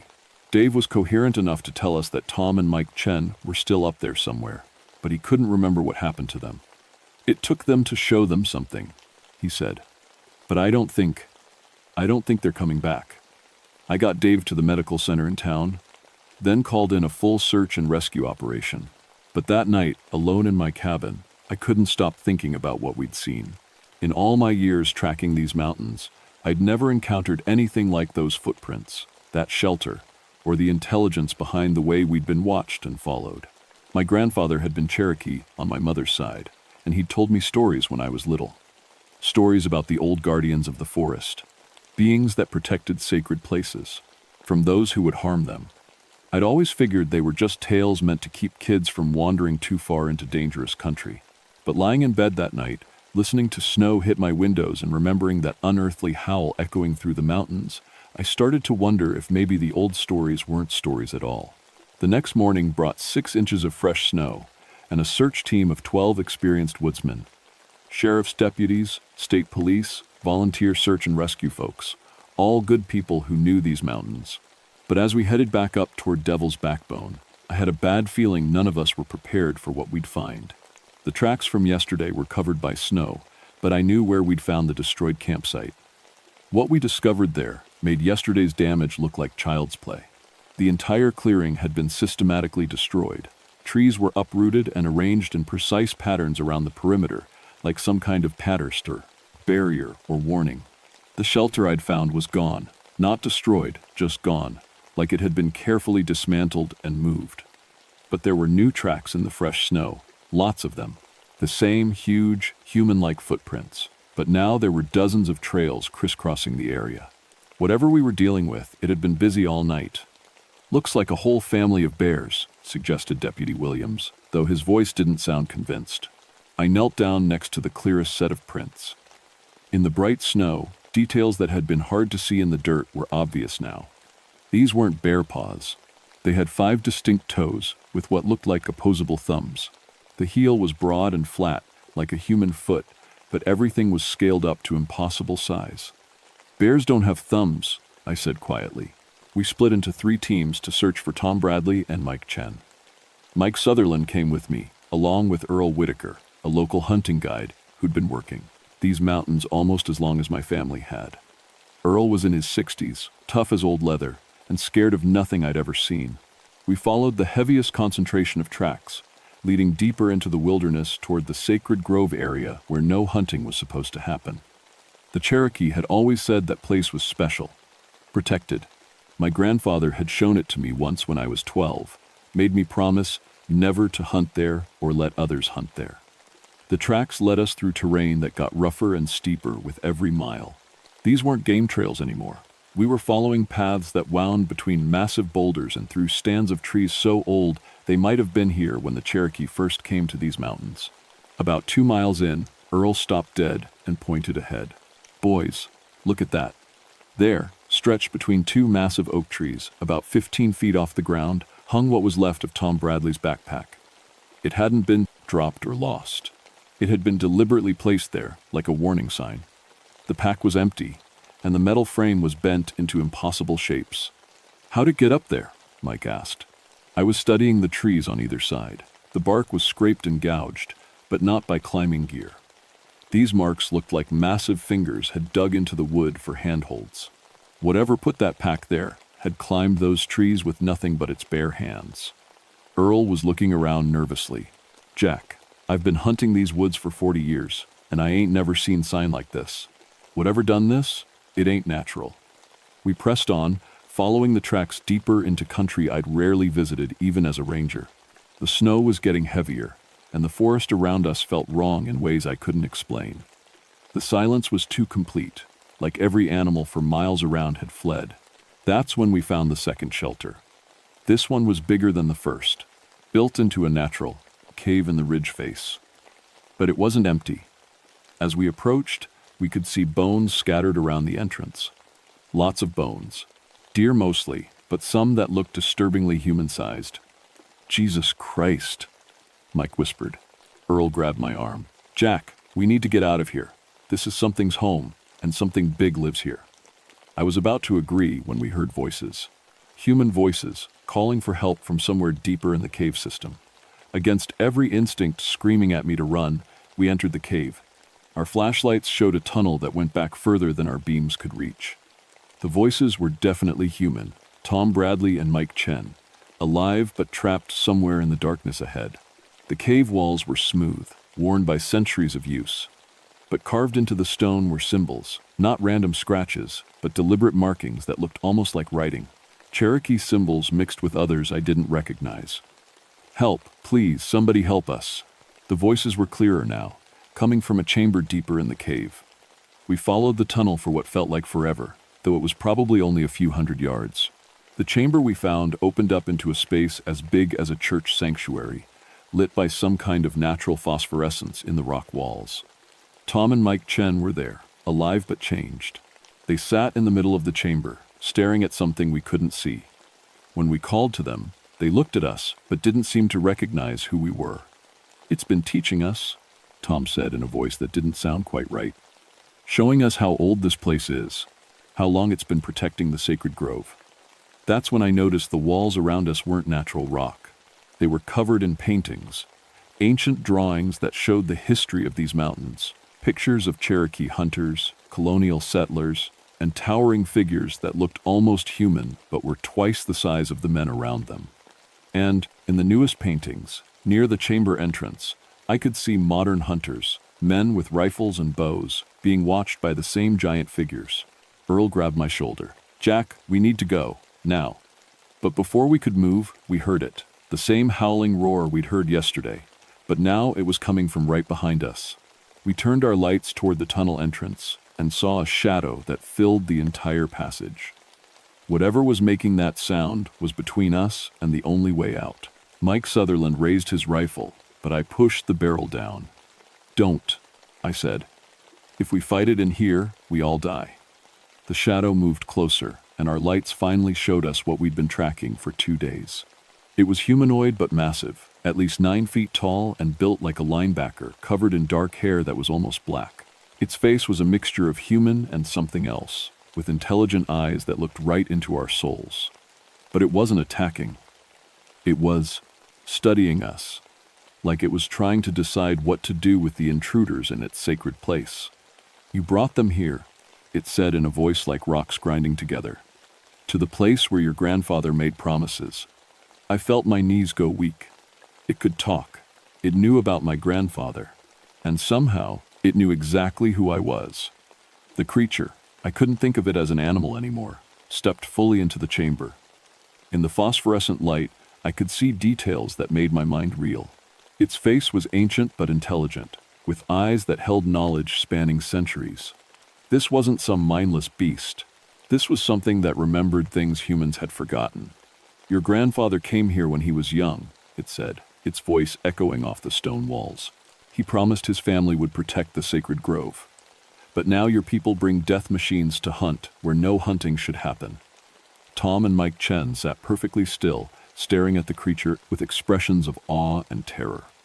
They'd been here for days, listening to stories that went back generations.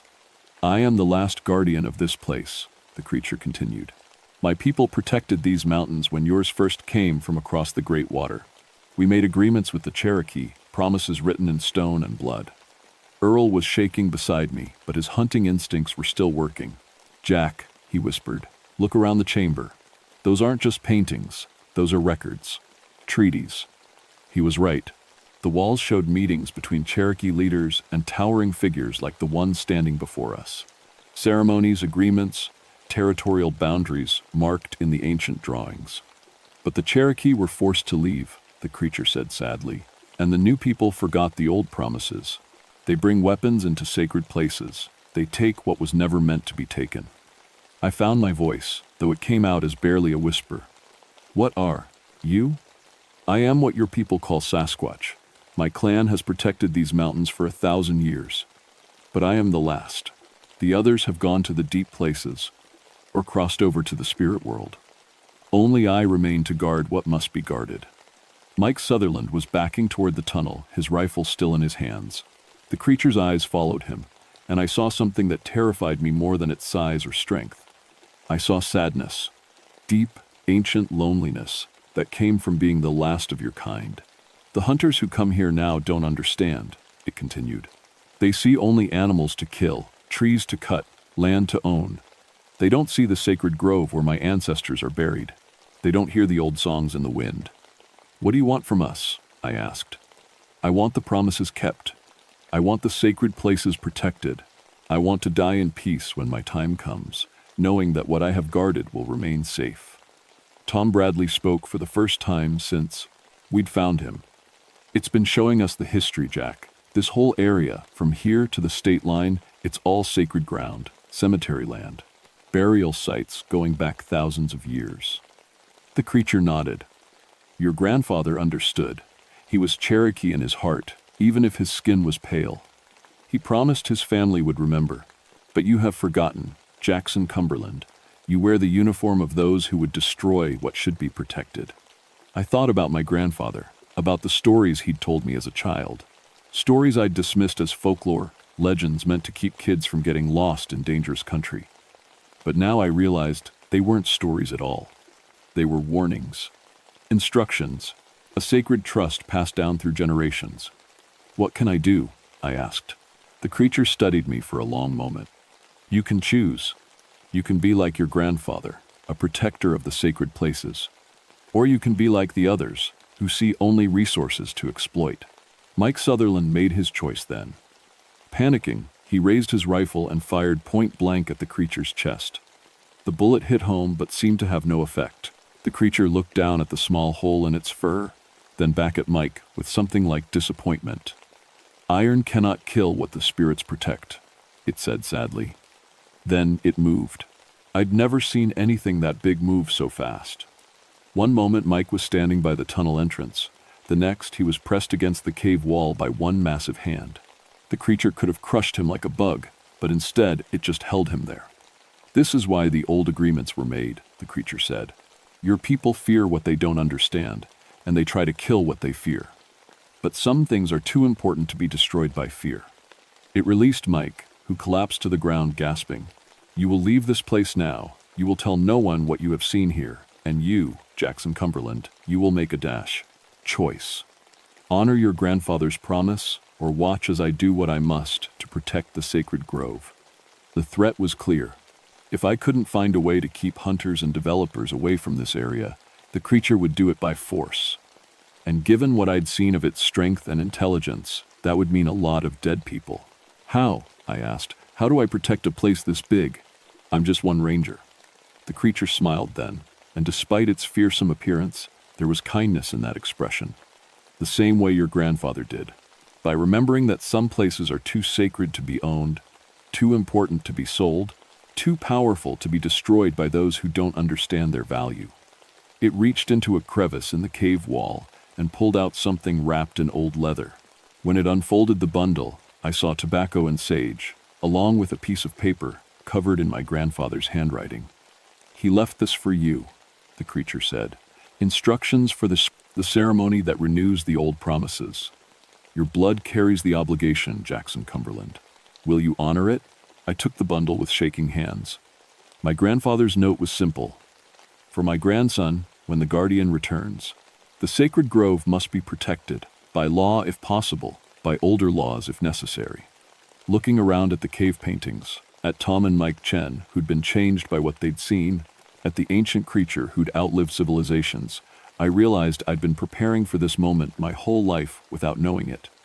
"Yes," I said, "I'll honor the promise." The ceremony my grandfather had written about was simpler than I expected, but more powerful than anything I'd ever experienced. Standing in the sacred grove with the creature watching, I offered tobacco to the four directions and spoke the Cherokee words my grandfather had taught me as a child. Words I'd never really understood until that moment. The effect was immediate. The silence that had filled these woods for days was broken by the return of normal forest sounds. Birds called from the trees, squirrels chattered, and somewhere in the distance I could hear a stream flowing that I'd never noticed before.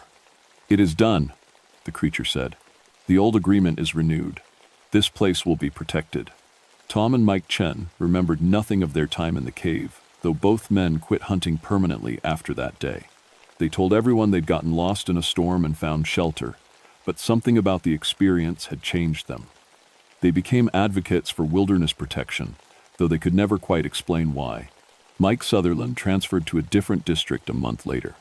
He never talked about what happened in that cave, but he requested assignment to areas with no wilderness designation, places where the only things to worry about were normal predators and lost hikers. As for me, I had work to do. Using channels I'd never navigated before, I began pushing for protected status for the entire Devil's Backbone wilderness area. It took 3 years of bureaucratic battles, environmental impact studies, and political maneuvering, but eventually the designation went through. 30 square miles of sacred grove and surrounding forest became off-limits to hunting, logging, and development.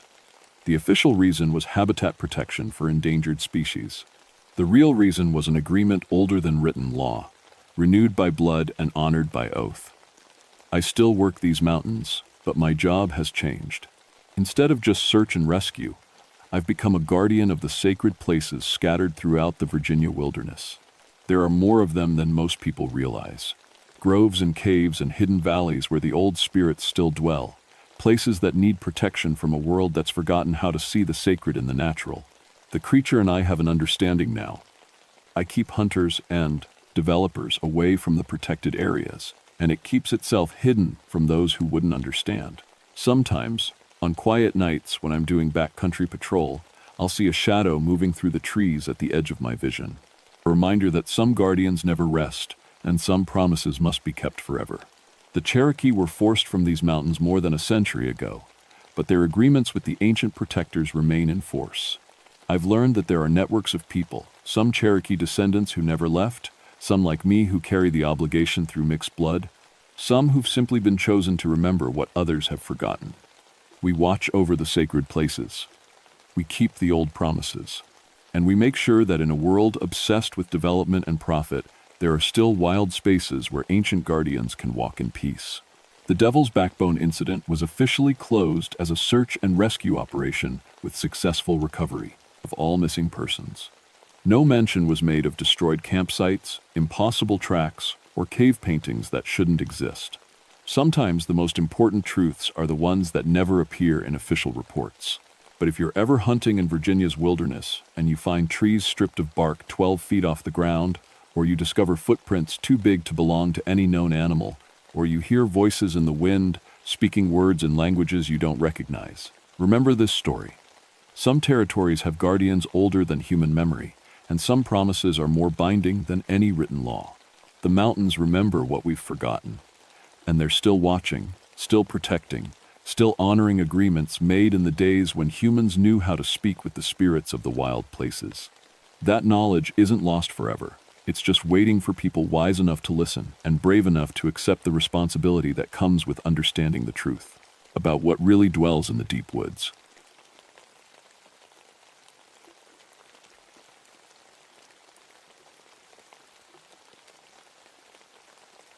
My name is Elizabeth Mountaineer, but everyone calls me Libby. I've been a park ranger at Seneca Rocks for 12 years now, and in that time, I've pulled 67 climbers off those stone towers, some scared, some broken, all grateful to be alive.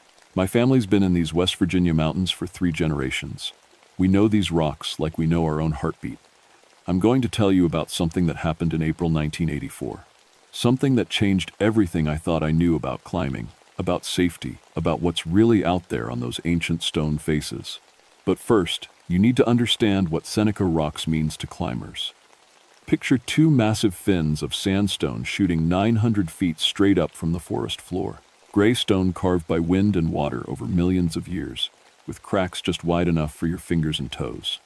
It's one of the best climbing spots on the East Coast. People come from everywhere to test themselves against those vertical walls. I started climbing when I was 8 years old. My dad would take me up the easy routes, teaching me to read the rock, to feel where it was solid and where it might crumble. By the time I was 16, I could climb routes that scared grown men. By 20, I was guiding professionally. I loved everything about it, the focus it demanded, the way your whole world narrowed down to the next handhold, the trust you had to place in your partner and your gear. Then, I lost someone. His name was Marcus Webb. We'd been climbing partners for 5 years. He was careful, skilled, better than me in a lot of ways. We were on a route called the South Peak Direct, on a clear September morning. I was leading, he was belaying me from below. I made it to a ledge about 200 feet up and set up an anchor point to bring him up. I never saw what happened. I heard him yell just one short sound and then his weight disappeared from the rope. When I rappelled down, I found to him at the base. The rope was still clipped to his harness. His anchor had been solid. There was no reason for the fall. No explanation that made sense. The official report said, equipment failure. But I'd checked every piece of his gear that morning. I still check it in my nightmares. After Marcus died, I stopped guiding. I couldn't do it anymore. But I couldn't leave the rocks either. Being a ranger seemed like the right compromise. I could stay close to climbing, help keep people safe, maybe prevent what happened to Marcus from happening to someone else. So that's who I was in April 1984. 35 years old, living alone in a small cabin near the park boundary, spending my days doing safety inspections and teaching climbing clinics. I knew every route on Seneca Rocks, every crack, every loose hold, every place where the stone got crumbly, I kept detailed records of every accident, every close call, looking for patterns that might save lives. I thought I had everything figured out. I thought the only dangers on those rocks were the ones you could see and measure and prepare for. The morning it started, I was doing a routine inspection of the popular routes. Spring climbing season had just begun, and we'd had a wet winter. Sometimes water gets into cracks and freezes, making the rock unstable. It was my job to check for that kind of thing. The fog was just burning off when I hiked to the base. I remember thinking how quiet it was. Usually in spring, the woods are full of birds singing, but that morning everything felt hushed. Still, like the forest was holding its breath. I didn't think much of it at the time. I started climbing a route called Old Man's Route, an easy climb I'd done hundreds of times. Good warm-up, nice view from the top. The stone felt solid under my hands, dry and rough. About halfway up, maybe 300 feet off the ground, I stopped to rest on a ledge. That's when I heard it. At first, I thought it was wind moving through the rock formations. Seneca Rocks is famous for that. The way air flows through all those cracks and gaps can create strange sounds. Whistles, moans, sometimes almost like words, if you let your imagination run wild. But there was no wind that morning. The air was perfectly still. The sound came again, low and resonant, like someone humming deep in their chest. It seemed to come from inside the rock itself, vibrating up through the stone into my hands and feet. I pressed my ear against the rock face. The humming got louder, and underneath it, I could swear I heard voices, multiple voices, chanting in some language I didn't recognize. "Hello?" I called out. My voice echoed off the stone and died in the quiet forest. The humming stopped. I waited there on that ledge for 5 full minutes, listening. Nothing. Just my own breathing and the creak of my climbing harness. I shook my head, feeling foolish. 12 years of climbing these rocks, and I was getting spooked by acoustics. I finished the climb and rappelled down. Made my notes, everything looked safe. No loose rock, no ice damage. A perfect day for climbing, but I couldn't shake the feeling that something had been watching me up there. That those voices, whatever they were, had gone quiet because they knew I was listening. 3 days later, a couple from Ohio came into the ranger station looking shaken up. "Something weird happened on our climb this morning," the woman said. Her name was Jennifer, and her hands were still trembling as she held her coffee cup. "We were on the ecstasy route, maybe 200 feet up, and we heard. I don't know how to describe it. Singing?" Her husband, Tom, nodded. "Not like regular singing. It was coming from everywhere at once, like the rock itself was making music." I felt my stomach tighten. "What did you do?" "We came down," Tom said. "Fast. Look, we've been climbing for 10 years. We know wind can make weird sounds in rock formations. But this wasn't wind. This was..." He trailed off, looking embarrassed. "This was what?" I asked gently. Jennifer and Tom exchanged a glance. "It sounded like it was calling our names," Jennifer said quietly. "Both of us, clear as day. Jennifer, Tom, over and over." I wrote up their report, assured them that I'd inspect the route, and watched them drive away. They didn't say they'd never come back to Seneca Rocks, but I could see it in their eyes. They wouldn't.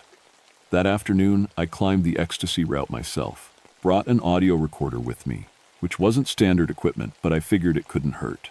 The climb was uneventful until I reached the spot where Jennifer and Tom said they'd heard the voices. I stopped, waited, listened. For a long time, there was nothing. Then, so faint I almost missed it humming. That same deep, resonant sound I'd heard 3 days earlier. I pulled out the audio recorder and hit record. The humming grew louder, not gradually, but in sudden jumps, like someone was turning up a volume dial. And then I heard it. My name. Libby. Just once. Clear and unmistakable. A man's voice echoing from somewhere inside the rock. It sounded like Marcus. My hands went numb. The recorder slipped from my fingers and bounced once before falling, spinning down through space to shatter on the rocks below. "Marcus?" I whispered. The humming stopped. The silence that followed was so complete it hurt my ears. I pressed against the rock face, my heart hammering so hard I thought it might crack my ribs.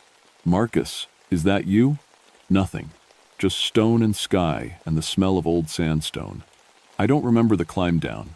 I must have done it safely because I'm here telling you this story, but I couldn't tell you a single detail about it.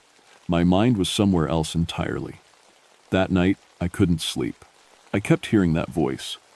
Marcus's voice, impossible as that was. Marcus was dead. I'd been to his funeral. I'd watched them put him in the ground, but I'd also heard him call my name from inside solid rock. The next morning, I was back in the office early when my radio crackled. It was Tom Blackwater, another ranger I'd worked with for years. Tom was Seneca Nation, second generation in these mountains after his family had moved back from Oklahoma. He knew more about the history of these rocks than anyone else I'd ever met. "Libby, you need to get up to the north face," Tom's voice said through the static. "We've got a situation." I grabbed my gear and drove up the access road as far as it went, then hiked the last mile to where Tom was waiting. He was standing with 3 climbers, a group from Pennsylvania who looked scared and angry in equal measure. "Tell her what you told me," Tom said. The lead climber, a guy named Derek Castellano, stepped forward. He was in his 40s, fit and serious looking. The kind of climber who'd done this enough times to know what was normal and what wasn't. "We were attempting the Marshall-Myers route," Derek said. "Got about 400 feet up when my cam failed." A cam is a piece of protection, a mechanical device you wedge into cracks to catch you if you fall. They're incredibly reliable. I'd never seen one fail if it was placed correctly. "Can I see it?" I asked. Derek handed it over. I examined it carefully. The metal was fine, no cracks or bends. The springs worked perfectly. There was absolutely nothing wrong with it. "It was placed correctly?" I asked. "Perfect placement," Derek said. "I've been climbing for 20 years. I know how to set protection. But when I weighted it, it just popped out. Not the kind of pop out you get from a bad placement. It was like the rock pushed it out." "Rocks don't push," I said automatically. "I know that," Derek snapped. "I know how this sounds, but that's what happened. And that's not even the weird part." He looked at his 2 partners. They both nodded, encouraging him to continue. Right before the cam failed, we all heard it. A voice coming from the rock. It said, "Danger, go down, danger," over and over. My skin went cold. What did the voice sound like? "Old," one of the other climbers said, "and sad, like someone warning us about something terrible." Tom and I exchanged looks. I could see my own worry reflected in his dark eyes. "I need to inspect that route," I said. "I'll come with you," Tom said.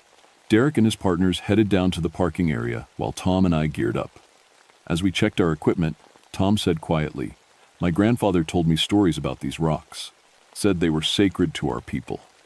Vision quest sites. Places where young warriors would come to seek guidance from the spirits." "Tom, I know how it sounds," he said, cutting me off. "But I also know what I've been hearing lately. Reports coming in from other rangers.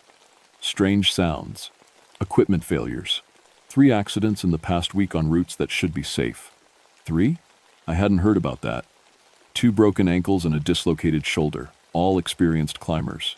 All of them said the same thing right before the accident. They heard voices telling them to go back. We started up the Marshall-Myers route. It's a challenging climb, but nothing I hadn't done before. The morning sun warmed the rock face, and for the first time in days, I started to relax. This was what I knew: stone and rope, and the simple physics of staying attached to a vertical wall. We were about 300 feet up when I reached for a handhold, and the rock crumbled under my fingers. I dropped 6 inches before my last piece of protection caught me. My heart jumped into my throat. "You okay?" Tom called from below. "Yeah." "Old broke." I examined what was left of it. The stone had simply disintegrated, like it had been eaten away from the inside. But that didn't make sense. I'd inspected this route 2 months ago, and this section had been solid. I reached for another hold, testing it carefully before putting my weight on it. It felt stable. I pulled up, moved my feet higher, reached for the next hold. That's when the humming started. Not faint this time, loud and all around us, like we were inside a giant bell that had just been struck. The rock vibrated under my hands. I could feel it in my bones and my teeth. "Tom," I shouted, "you hear that?" "Yeah," he sounded scared. and Tom never sounded scared. The humming rose in pitch and volume, and then came the voices. Multiple voices, chanting in a language I didn't know. The words rolled and echoed off the stone, surrounding us completely. And then, cutting through the chanting, clear as day. "Libby, Marcus fell here. Marcus died here. Will you die here too?" I looked down. We were directly above the spot where I'd found Marcus's body 3 years ago. My vision swam. The rock seemed to pulse under my hands, breathing like something alive. The voices grew louder, more insistent, and I realized with sudden clarity that they weren't threatening me. They were warning me. "Tom, we need to go down," I said. "Right now." We descended as quickly as we safely could. About halfway down, I heard a sound like thunder. I looked up just in time to see a section of rock, the exact section I'd been climbing through minutes before, peel away from the face and crash down past us. If we'd still been up there, we'd be dead. We made it to the ground and sat there, breathing hard, watching dust settle from the rockfall above. "That rock was solid this morning," I said. "I checked it." "I know," Tom said. "So what just happened?" Tom was quiet for a long time. Finally, he said, "I think my grandfather's stories might not be stories." That night, I called a meeting with the other rangers and climbing safety specialists. 7 of us gathered in the main office after dark. I'd asked Tom to bring his grandfather, a man named Joseph Blackwater, who had to be close to 90 years old but still had eyes as sharp as a hawk's. I laid out everything we knew: the voices, the equipment failures, the sudden rockfalls on routes that should be stable, the accidents that kept happening to experienced climbers who never should have fallen. Maria Santos, our climbing safety specialist, had been keeping records. She spread them out on the table. 14 incidents in the past 2 weeks, she said. All on routes that passed safety inspections, all involving experienced climbers, and all of them reported hearing voices right before the incident. "This is insane," said Jim Wheeler, the oldest ranger among us. "Rocks don't talk. This has to be some kind of mass hysteria, or maybe gas leaking from underground." "No gas," Maria interrupted. "I checked. Air quality is normal." "Then what?" Jim demanded. "You're telling me ghosts are causing climbing accidents?" Everyone looked uncomfortable. No one wanted to say it out loud. Joseph Blackwater spoke for the first time. His voice was soft but carried weight. "These rocks have been sacred to my people for longer than your history books, remember. Young warriors would come here to fast and pray, seeking visions that would guide their lives. The spirits of those who died in their quest still guard this place." "Mr. Blackwater, with all respect," Jim started. "Let him finish," I said. Joseph nodded at me. "The spirits protect the rocks. They do not want them destroyed. But they also protect the climbers. If the climbers show respect, they warn of danger. They push away those who should not be here. They speak the names of the dead as a reminder that these heights are not playground. They are sacred ground." "So what do we do?" Tom asked his grandfather. "You listen," Joseph said simply. "When the spirits warn you, you go down. When they sing, you pay attention. When they call the names of the dead, you remember that death is always close on the mountain." The meeting broke up without any real decisions being made. Half the rangers thought we were losing our minds. The other half didn't know what to think. I fell somewhere in the middle. I knew what I'd heard and seen, but believing it meant accepting that the world worked very differently than I'd always thought. 3 days later, Derek Castellano went missing. He'd come back to Seneca Rocks alone, determined to complete the Marshall Myers route. He'd checked in at the ranger station at dawn, filed his climbing plan, and headed up. He was supposed to be back by 2 in the afternoon. When he didn't return by 4, we started searching. Tom and I were the first ones up the route. We found his gear at a belay station about 500 feet up: rope, cams, carabiners, all arranged neatly on the ledge. His chalk bag was there too, sitting upright like he'd carefully placed it. "But no, Derek. This doesn't make sense," Tom said. "Why would he leave his gear?" I looked at the rock face above us. The route continued up another 400 feet to the summit. Maybe he's up there. Maybe he ran into trouble and abandoned his equipment. But even as I said it, I knew it was wrong. No climber, no matter how experienced or crazy, would leave their rope and protection behind. It was suicide. We continued up, free climbing now without the safety of a rope. The rock felt strange under my hands, warm, almost hot, though the sun had already dipped behind the ridge. That humming started again, so low I felt it more than heard it. "Derek," I shouted. "Derek Castellano!" My voice echoed back to me, mocking. We reached the summit as the sun was setting. No Derek, no signs of him at all. On the way down the long way, hiking around on, with the trail rather than rappelling in the dark, we found something that made my blood run cold. Carved into a flat section of rock, too high for anyone to reach without climbing gear, were fresh petroglyphs. Stick figures of men climbing, and around them, swirling patterns that might have been wind or might have been spirits. And in the center, newly carved so the stone still showed white, a figure falling. Tom pulled out his phone and took pictures. As soon as the flash went off, the figures seemed to move in my peripheral vision. I blinked, looked again. They were just carved lines in stone, but I could swear they'd been different a moment before. We searched for Derek for 3 more days. Dogs, helicopters, teams of climbers checking every route and ledge. Nothing. It was like he'd simply vanished into the rock. On the 4th day, I went back up alone. I didn't tell anyone. I knew they'd try to stop me, and I knew I had to do this. I was the senior ranger. These were my rocks. If something was happening here, if there was any way to find Derek or prevent more accidents, I had to try.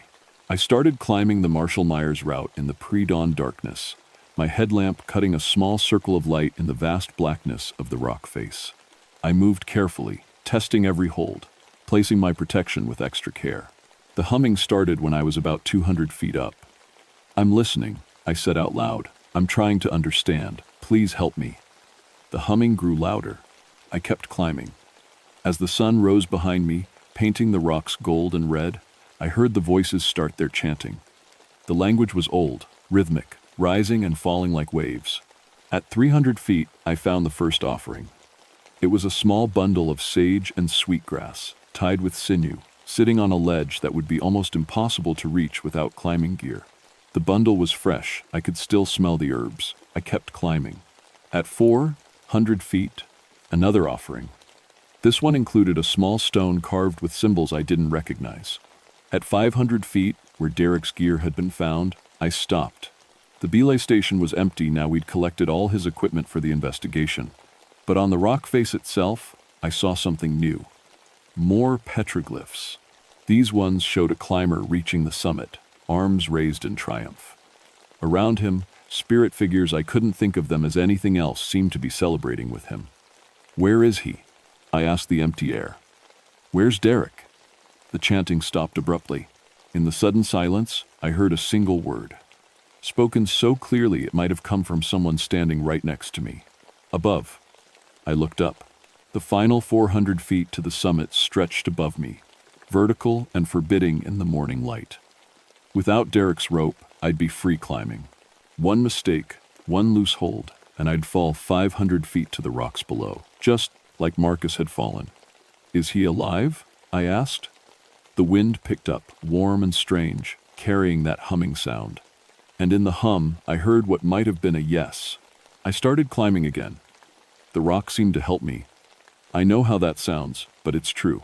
Holds appeared where I needed them. Small ledges just big enough for my feet, cracks that accepted my fingers perfectly. The stone felt warm and solid, almost welcoming. The voices sang louder as I climbed higher, no longer chanting but making sounds that rose and fell in harmonies that shouldn't be possible from human throats. It was beautiful and terrifying at the same time.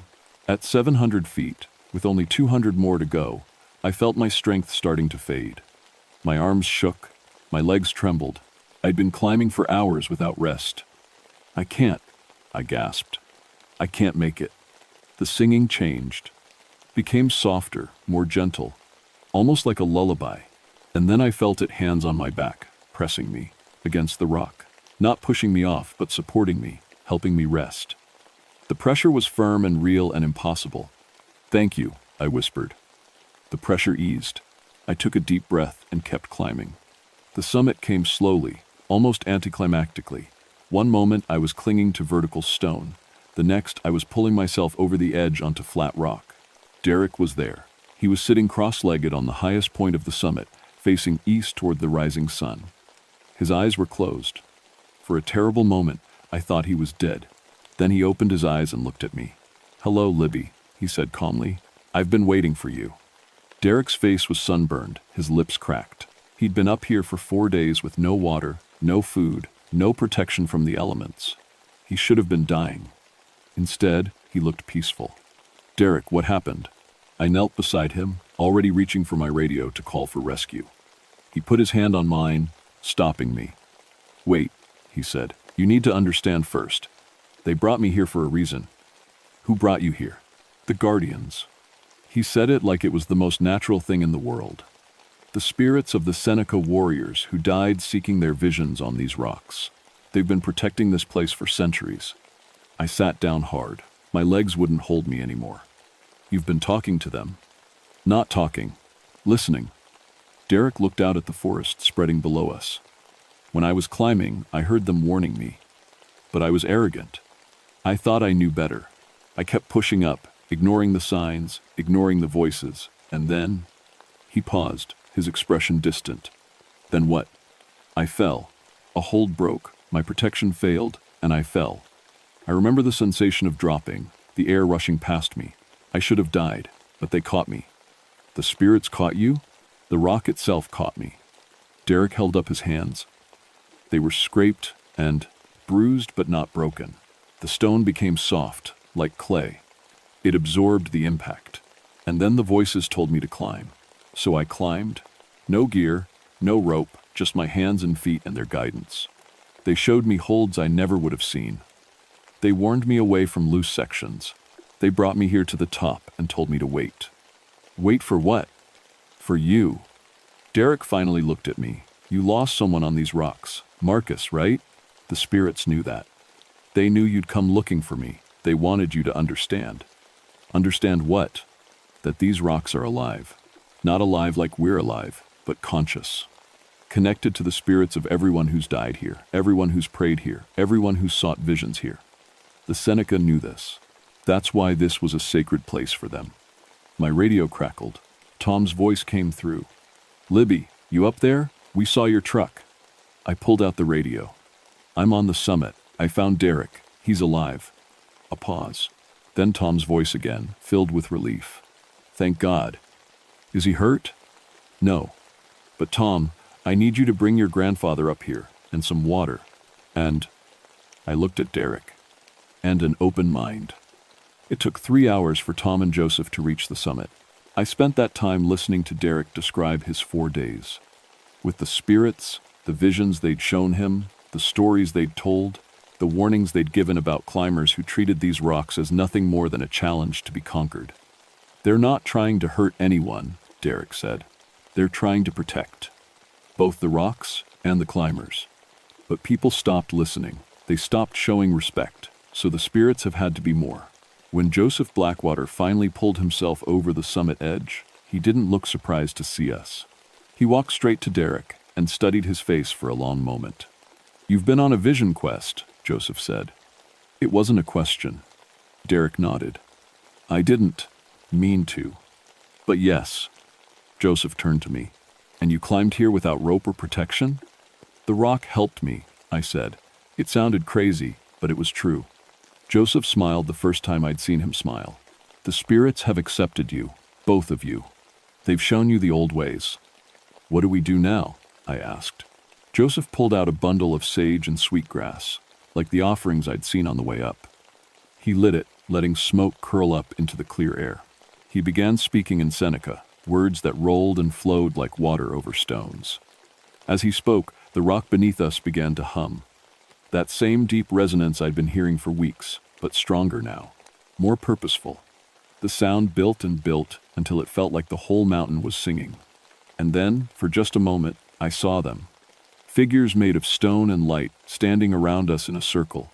Young men with faces painted for war, older men with weathered features, all watching us with eyes that had seen centuries pass. I recognized some of those faces. I'd seen them in old photographs at the Seneca Nation Museum. Warriors and chiefs and holy men, all connected to this place, all still protecting it. One of them stepped forward.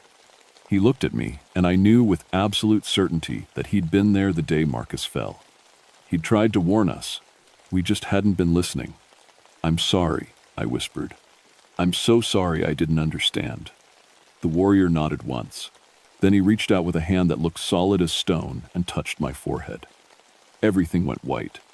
When my vision cleared, I was lying on my back, staring up at the sky. Tom was kneeling beside me, looking worried. Joseph was still standing, speaking his prayers. Derek sat nearby, that same peaceful expression on his face. "What happened?" Tom asked. "I saw them," I said. "All of them. The guardians." Joseph finished his prayer and tucked the sage bundle away. "They've given you a gift, Ranger. Libby. You can hear them now. Truly hear them. It's a responsibility." I sat up slowly. My body ached from the climb, but something felt different. The rock beneath me still hummed, but now I could understand it. Not words exactly, but feelings. Intentions. The spirits wanted peace. They wanted respect. They wanted climbers to be safe.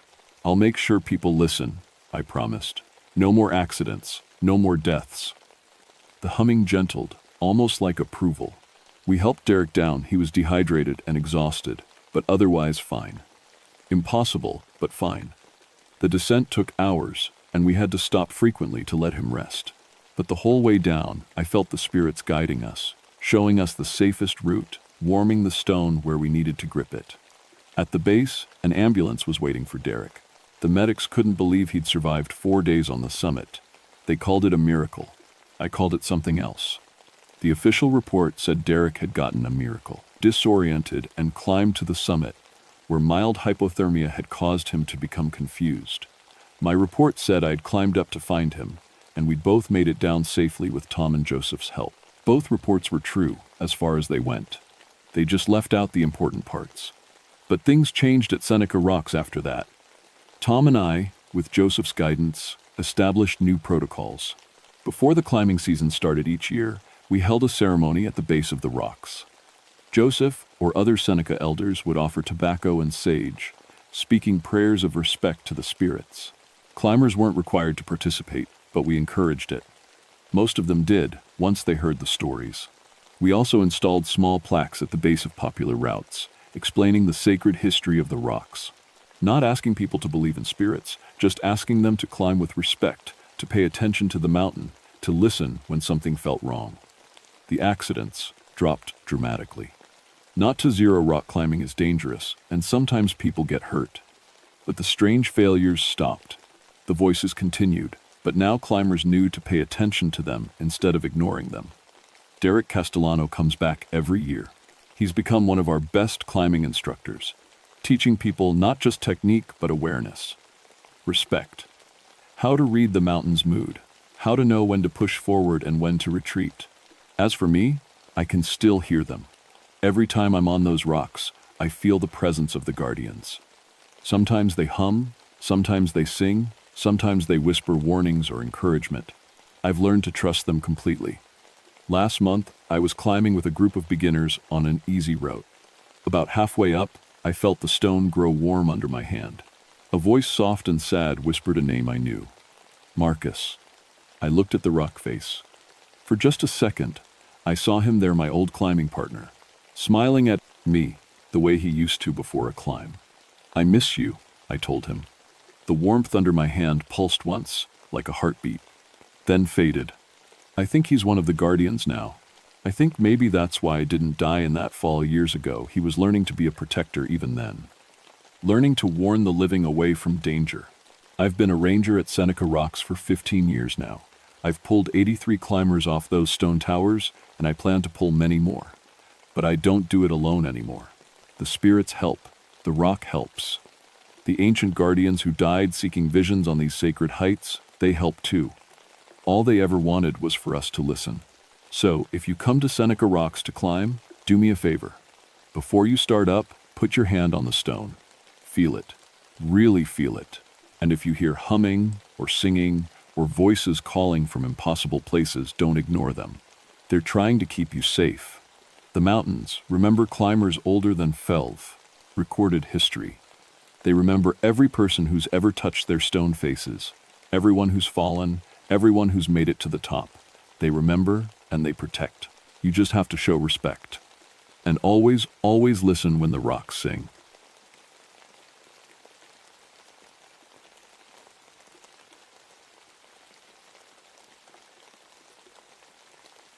My name is Samuel Ridgway, but everyone calls me Sam. I've been a park ranger for 19 years, and I know these mountains like the back of my hand. Born and raised here in North Carolina, with Cherokee blood from my grandmother's side and Scottish from my grandfather's, the Blue Ridge Mountains are in my bones. I specialize in high-elevation ecosystems, icy age, the weird, wonderful places where ice age plants still grow and the air gets so thin it makes flatlanders dizzy. Craggy Dome is my beat, all 6,085 feet of it. Most folks know it for the rhododendron gardens that bloom pink and purple every June, but I know every rare plant, every hidden trail, every secret the mountain keeps. Or at least I thought I did. My wife Sarah is a botanist, so our dinner conversations tend to revolve around Latin plant names and soil pH levels. She always teased me about being too scientific, too practical.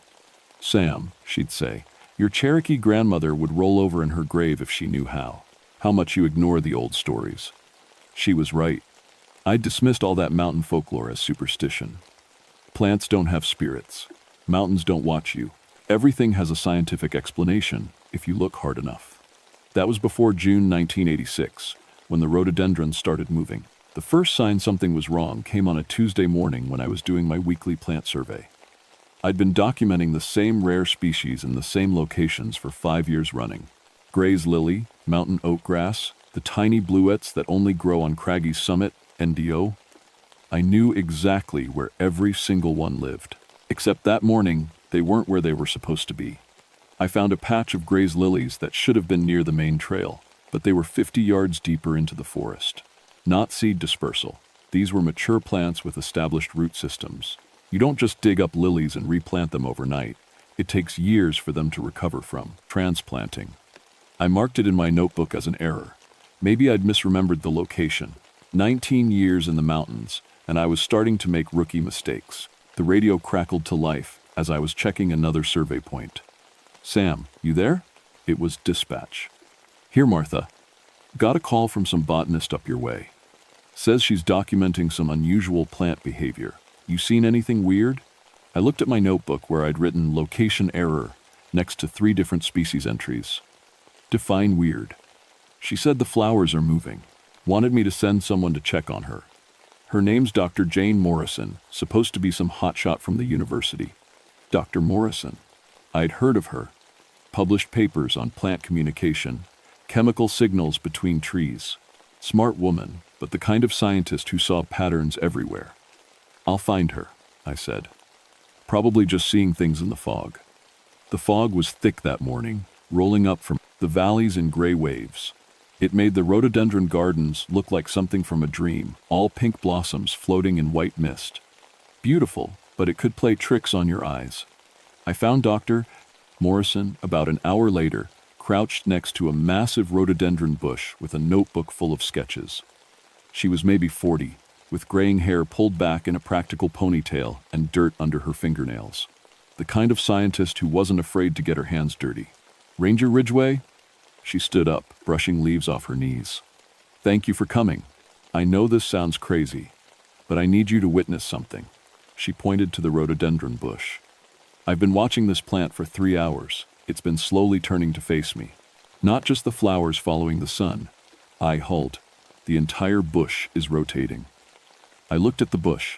It was about 8 feet tall, covered in pink blooms, perfectly normal except for one thing. There was a clear circle of disturbed earth around its base, like something had been dragged in a slow circle. "Plants don't move," I said automatically. "I know that. I've been studying plants for 15 years. But look at my sketches." She flipped through her notebook, showing me drawings of the same bush from different angles.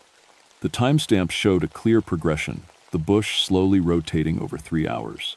A chill ran down my spine that had nothing to do with the mountain air. There has to be an explanation.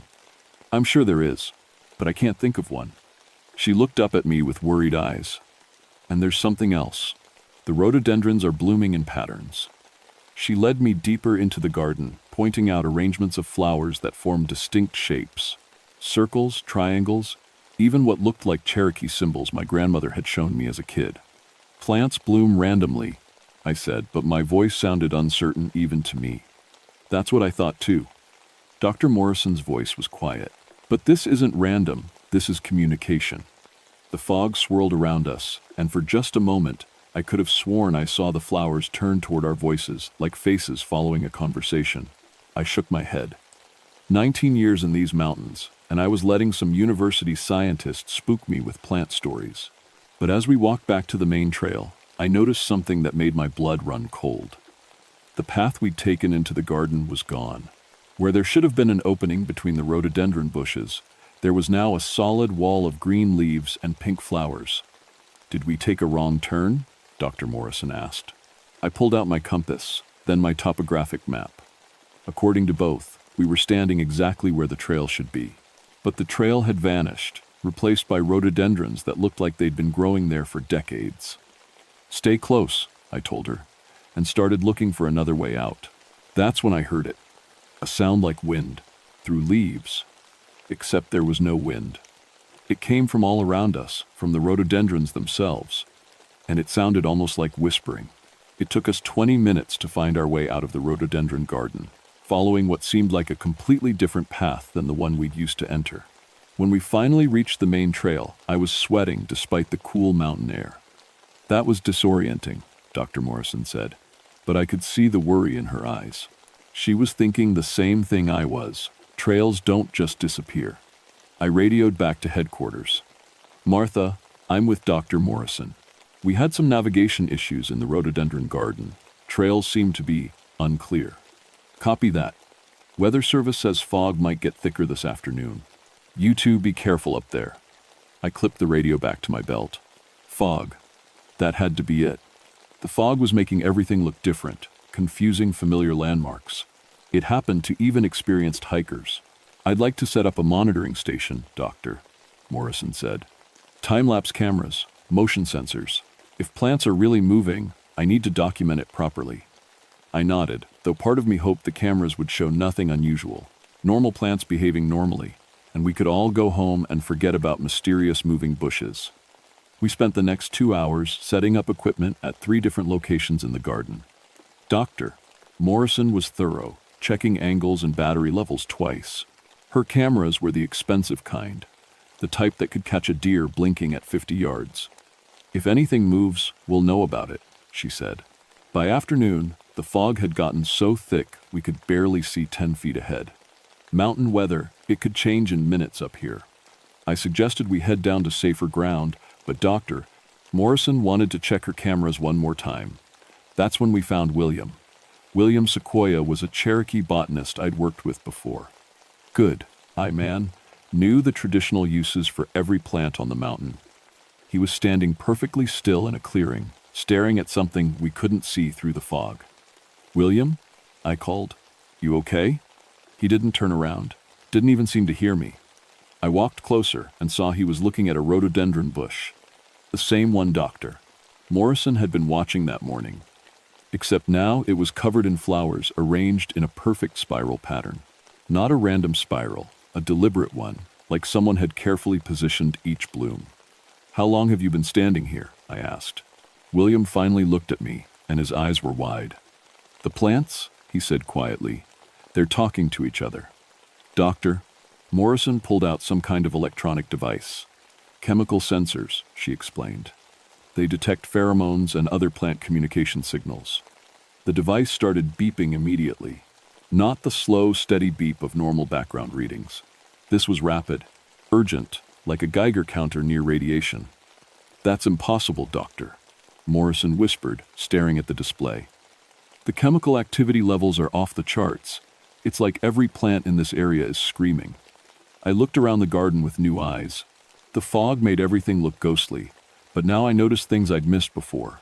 The rhododendrons weren't just randomly scattered. They formed clear patterns, pathways, almost like rooms in a house. "We need to get out of here," William said suddenly. "My grandmother told me stories about this place, about plants that protect themselves." "Protect themselves from what?" I asked. Before he could answer, Dr. Morrison's radio crackled to life. Not her radio, one of the small units she'd set up with her cameras. The voice coming through was garbled, distant, but we could make out words. Moving, all moving. "They're everywhere." "That's Dr. Chen," she said, pulling out a larger radio. My research partner, he's at monitoring station 2. She tried calling him back, but got only static. The fog seemed to be getting thicker, pressing in around us like a living thing. Which way is station 2? I asked. Dr. Morrison looked around, confused. It should be that direction, I think. But when we looked where she was pointing, there was no trail. Just a solid wall of rhododendrons, their pink flowers gleaming wetly in the fog. The trails keep changing, William said quietly, just like the old stories said they would. I pulled out my GPS unit, but the screen showed nothing but snow. My compass needle was spinning lazily in circles. Even my radio was picking up nothing but static. Equipment failure, I said, trying to keep my voice steady. The fog is interfering with the electronics. But even as I said it, I didn't believe it. Fog doesn't make compass needles spin. Fog doesn't make trails disappear and reappear. We started walking in what we thought was the direction of the main trail, but after 10 minutes we found ourselves back in the same clearing. The rhododendron with the spiral flowers was right where we'd left it, except now the spiral was turning the other direction. That's not possible, Dr. Morrison said. Flowers don't rearrange themselves. William knelt down and touched the ground around the bush. Look at the earth, he said. No footprints, no tool marks, but the soil has been disturbed. He was right. The dirt around the base of the plant was churned up, like something had been digging, but there were no signs of human activity, no evidence that anyone had been here to move the flowers. Dr. Morrison's chemical sensor was still beeping rapidly. The pheromone levels are incredible, she said. It's like the entire garden is having a conversation we can't understand. That's when we heard the screaming. It came from deeper in the garden, high-pitched and terrified. Definitely human, definitely in trouble. Dr. Chen, Dr. Morrison said, and started running toward the sound. I followed, with William close behind. We crashed through rhododendron bushes that seemed to grab at our clothes, following the screams deeper into the garden. We found Dr. Chen in a small clearing, surrounded by rhododendrons that were moving. Not slowly, like the one Dr. Morrison had observed that morning. These were moving fast, their branches reaching toward him like arms. They won't let me leave, he shouted. Every time I try to go, they block the path. I could see what he meant. The bushes had formed a complete circle around him, their branches intertwined so tightly that there was no way through. And as we watched, the circle was getting smaller. I pulled out my radio. Martha, we need emergency evacuation at Craggy Dome Gardens. We have a person trapped and in immediate danger. Static. Nothing but static. The plants, William said quietly. They're protecting themselves, just like grandmother said. Protecting themselves from what? I demanded. He looked at me with sad, knowing eyes. From people who take too much. That's when I noticed Dr. Chen's backpack. It was full of plant samples, roots, stems, flowers. Enough botanical specimens to stock a laboratory. The rhododendrons pressed closer, and Dr. Chen screamed again. But this time, I could have sworn I heard the plants screaming back. We have to do something, Doctor, Morrison said, but her voice was shaking. I looked around the circle of rhododendrons.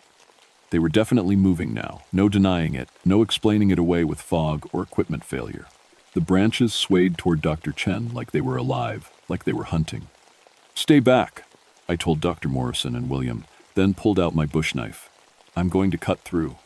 The moment the blade touched the first branch, every rhododendron in the garden started shaking. The sound was incredible, thousands of leaves rustling at once, like a massive windstorm. Except there was no wind. The branch I'd cut started bleeding. Not sap, actual red blood that dripped onto my boots. I stumbled backward, nearly dropping the knife. Plants don't bleed. Plants definitely don't bleed human blood. Don't hurt them, William said urgently. They're scared. Scared? I stared at him. They're plants. Look around, Sam. Really look. I forced myself to study the garden with my ranger's eye. What I saw made my knees weak. Every single rhododendron was positioned in a defensive pattern. The larger ones formed an outer barrier, while smaller ones created secondary walls. It was like looking at a fort, designed by someone who understood military strategy. And in the center, trapped in that shrinking circle, Dr. Chen was sobbing. How many samples did you take? William called to him. Just a few, Chen answered. Some rare specimens for the university. Standard research. Collection. How many? William's voice was harder now. 50, maybe 60 plants. But they were just small samples. The rhododendrons shuddered, and the circle tightened another foot. Dr. Chen pressed himself flat against the ground. You took 50 plants? Dr. Morrison stared at her colleague in horror. That's not research, that's strip mining. I was starting to understand. The plants are protecting themselves. They think we're all here to harvest them. William nodded grimly. The mountain remembers every plant that was taken, every flower, every root, every stem. And now it's fighting back. Dr. Morrison's chemical sensor was going crazy, beeping so fast it sounded like a fire alarm. The pheromone levels are beyond anything I've ever recorded. It's like every plant in a 100-mile radius is connected to this conversation. That's when I noticed the trees. The ancient oaks and maples that towered over the rhododendron garden were leaning inward, their branches reaching down toward us. Not slowly, like normal tree growth. Fast enough that I could see them moving. We need to get out of here, I said. All of us, right now. But when I looked for the trail we'd used to enter the garden, it was gone again. In its place stood a wall of rhododendrons so thick it looked like it had been growing there for decades. The paths keep changing, Doctor, Morrison whispered. They're hurting us. I pulled out my GPS again, but the screen was still blank. My radio produced nothing but static, and my compass needle spun uselessly. Whatever was happening here, it was interfering with every piece of technology I carried. William, I said, your grandmother's stories. How did people get out? He was quiet for a long moment, studying the moving plants around us. They had to ask permission, and they had to give something back. Give what back? What they took. All eyes turned to Dr. Chen, still trapped in his life. Shrinking circle of angry rhododendrons. His backpack full of stolen plants. I can't give them back, he said desperately. I've already processed most of them. They're in sample containers, preserved in chemicals. The rhododendrons shuddered again, and several of them started producing a high-pitched sound. Not quite a whistle, not quite a scream. Other plants throughout the garden answered, creating a chorus that made my teeth ache. They know, William said. They know their children are dead. That's when the ground started moving. At first I thought it was my imagination, but then I saw Dr. Morrison struggling to keep her balance. The earth beneath our feet was shifting, rising and falling like gentle waves. Root systems. Dr. Morrison breathed. They're moving underneath us. I could feel it now, massive roots shifting below the soil, creating ripples across the entire garden. It was like standing on the back of some enormous sleeping creature that was starting to wake up. Dr. Chen screamed again as his circle of rhododendrons closed to just a few feet around him. But now other plants were joining the attack. Vines dropped from the overhanging trees, and smaller shrubs pushed up through the soil around his feet. We have to help him, Dr. Morrison said, starting forward. No, William grabbed her arm. If you interfere now, they'll think you're all working together. So, what do we do? Just watch him die? Before William could answer, something incredible happened. Dr. Chen's backpack split open, spilling plant samples across the ground. But instead of just lying there, the samples began moving on their own, crawling across the soil toward the living rhododendrons. Impossible, Dr. Morrison whispered.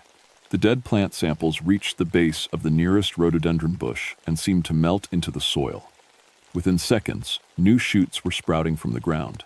Not just any shoots, but exact replicas of the dendron bush, plants that had been harvested. They're bringing them back to life, I said, unable to believe my own words. The circle of rhododendrons stopped closing in on Dr. Chen. The bleeding branch I'd cut sealed itself and began growing new leaves. Throughout the garden, the angry chorus of plant voices faded to a low murmur. But we weren't safe yet. More people are coming, William said suddenly. I can hear vehicles on the access road. He was right. Through the fog and distance, I could hear the sound of trucks climbing the mountain. Big trucks, with heavy equipment. Commercial collectors, Dr. Morrison said, her face pale. I saw their permit applications at the university. They're planning to harvest rhododendrons for landscaping companies. The plants heard the trucks too. The murmur turned back into angry rustling, and the ground beneath our feet started shaking more violently. "They're going to fight," William said. "The whole mountain is going to fight." I tried my radio one more time, desperate to call for help, to warn whoever was coming up the mountain. But instead of static, I heard something that froze my blood. Voices. Coming through the radio, but not human voices. They sounded like wind through leaves, like water over stones, like the deep groan of tree trunks bending in a storm. And somehow, impossibly, I understood what they were saying. Protect, protect. No more taking, no more death. I looked at William, who had gone completely pale. "You hear them too?" He nodded. "The whole mountain is awake now, and it's angry." The truck sounds were getting closer, and the plant voices were getting louder. "Doctor," Morrison's chemical sensor was beeping so fast it sounded like it might explode. "How many people are in those trucks?" I asked. 20, maybe 30, she replied, "plus heavy machinery for digging up mature plants." The rhododendrons around us started shaking violently, and I could see movement throughout the entire forest. Every plant, from the smallest wildflower to the largest oak tree, was preparing for war. "They don't understand," William said quietly. "The collectors don't know what they're walking into." I made a decision that probably saved all our lives. "Run," I told Dr. Morrison and William. "Find those trucks and warn them. Get everyone off the mountain."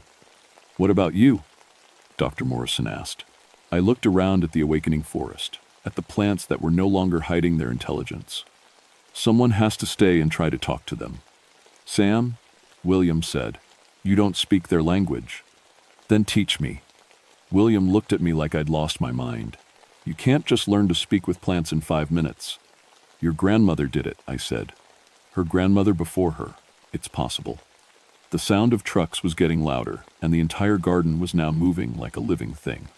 Rhododendrons swayed in coordination, their branches reaching toward the sky like arms preparing for battle.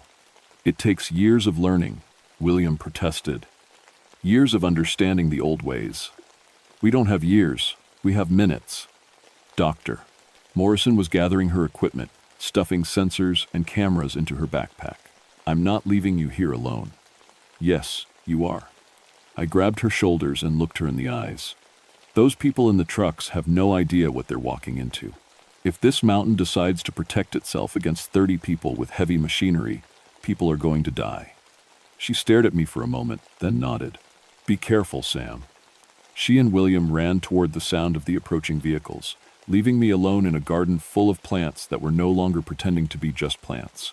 I sat down in the center of the clearing, cross-legged on the churned earth. It felt ridiculous, but I closed my eyes and tried to remember everything my Cherokee grandmother had told me about the mountain spirits. "The plants have been here longer than people," she'd said. "They remember everything, the good and the bad. They remember which humans can be trusted."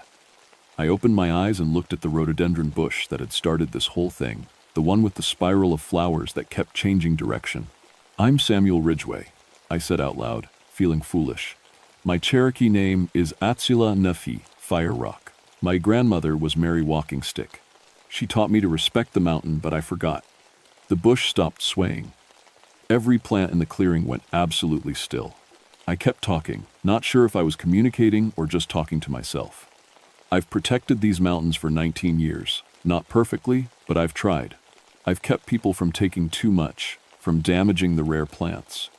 The radio at my belt crackled to life again, but this time the voices were clearer. "Fire Rock. Mary's grandson. We remember." The hands were shaking. The plants were actually talking to me. "The people coming up the mountain," I said. "They want to take rhododendrons, lots of them, but they don't understand what you are." The response came from everywhere at once, from the rustling leaves, from the vibrations in the ground, from the chemical signals Dr. Morrison's sensor was still detecting. "We know. We feel the machines. Heavy death coming. Let me warn them," I pleaded. "Let me get them to leave peacefully." The silence stretched for what felt like hours but was probably only seconds. Then the plants began moving again, but differently this time. Instead of the aggressive swaying, they were creating an opening, A clear path that led toward the truck sounds. Hurry, fire rock. Anger grows. Mountain wakes. I ran down the path the plants had opened for me, following the sound of diesel engines and shouting voices. Behind me, I could feel the garden closing again, the rhododendrons returning to their defensive positions. I found the trucks parked at the main trailhead, Wajamsar, 3 large flatbeds loaded with tree spades and earth movers. About 20 men in work clothes were unloading equipment, while a man in a business suit gestured toward the mountain. Doctor. Morrison and William were arguing with the man in the suit, but he wasn't listening. I don't care about your plant behavior studies, he was saying. We have a permit to harvest decorative shrubs, and that's exactly what we're going to do. You don't understand, Doctor, Morrison said desperately. The plants are exhibiting defensive behavior. This could be dangerous. The man laughed. Dangerous plants? What are they going to do, bloom at us? I ran up to them, out of breath from the sprint down the mountain. You have to stop, I gasped. You can't take plants from this area. And who are you? The suit demanded. I'm the park ranger for this section. There's been unusual, seismic activity. The area isn't safe for heavy equipment. It wasn't entirely a lie. The ground had been moving. I don't see any seismic warning on my permit, he said, waving a clipboard. These rhododendrons are worth thousands of dollars to landscaping companies. We're not leaving empty-handed. That's when the mountain answered for itself. A sound like thunder rolled down from the peaks, but the sky was clear. The ground under our feet began to shake. Not violent earthquake shaking, but rhythmic, purposeful tremors. What the hell was that? One of the workers asked. Before anyone could answer, the fog began to lift. Not naturally, not gradually, but all at once, like a curtain being pulled away. And we could see the rhododendron garden. Every single plant was moving. Thousands of rhododendron bushes swaying in perfect synchronization, their branches reaching toward the sky. The entire mountainside looked like a green ocean with pink waves. That's impossible, the suit whispered. The workers were backing toward their trucks, eyes wide with fear. But their boss stood his ground, greed overcoming common sense. It's just wind patterns, he said, though his voice was shaking. Unusual air currents in the mountains. Load the equipment. Sir, one of the workers said, maybe we should come back another day. Load the equipment. That's when the trees started falling. Not randomly, not due to wind or disease. The ancient oaks that lined the trail began toppling in a coordinated pattern, each one falling to block the road at precise intervals. Within minutes, the trucks were trapped, massive tree trunks blocking the route both up and down the mountain. Now, do you believe me? I shouted over the sound of crashing timber. The man in the suit was staring at the blocked road with his mouth open. This is the mountain protecting itself, William said quietly. And if you don't leave, now, it's going to get worse. As if in response to his words, the rhododendron garden erupted in a chorus of sounds, the same plant voices I'd heard through the radio, but amplified 100-fold. It was beautiful and terrifying at the same time. How do we leave? Dr. Morrison asked, looking at the fallen trees. The road is completely blocked. William walked over to the nearest fallen oak and placed his hand on its trunk. He spoke in Cherokee, words I didn't understand but recognized as respectful, ceremonial. The tree shuddered once, then began rolling to the side, opening a narrow gap just wide enough for vehicles to pass. Follow me, he said to the workers. Stay on the road, don't stop, and don't look back. The man in the suit grabbed William's arm. What about my permits? My contract? William looked at him with sad eyes. Some things are worth more than money. Find another mountain. One by one, the trucks squeezed through the gap William had, opened, and disappeared down the mountain. The last thing I heard was the man in the suit shouting about lawsuits and property rights. As soon as the sound of engines faded, the fallen trees rolled back into position, sealing the road again. Is it over? Dr. Morrison asked. I looked up at the rhododendron garden. The plants had stopped their coordinated swaying, but I could still feel their attention, their awareness, like being watched by thousands of intelligent eyes. It's over for now, I said, but the mountain won't forget, and it won't trust easily again. William nodded. The plants have learned that humans can be dangerous. They'll be more careful, more protective. Will they let people visit? Dr. Morrison asked. For research? For hiking? Respectful people, William said. People who ask permission. People who take only what they need and give something back. I pulled out my radio and was relieved to hear Martha's voice come through clearly. Sam? Where have you been? I've been trying to reach you for hours. Equipment trouble, I said, but it's fixed now. Closing the access road to Craggy Dome Gardens indefinitely.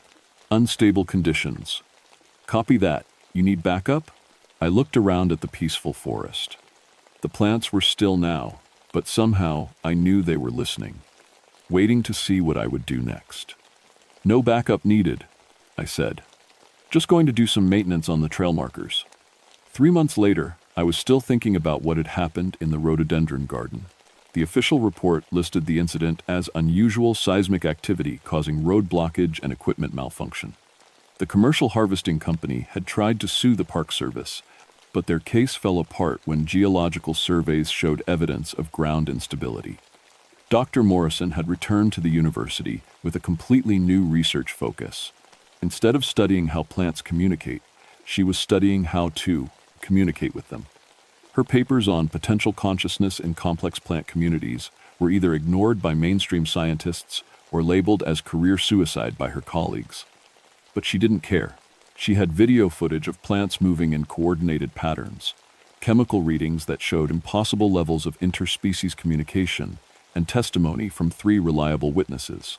The scientific community could ignore her all they wanted. She knew what she'd seen. William had become my unofficial partner on the mountain. Together, we developed new protocols for botanical research in sensitive areas.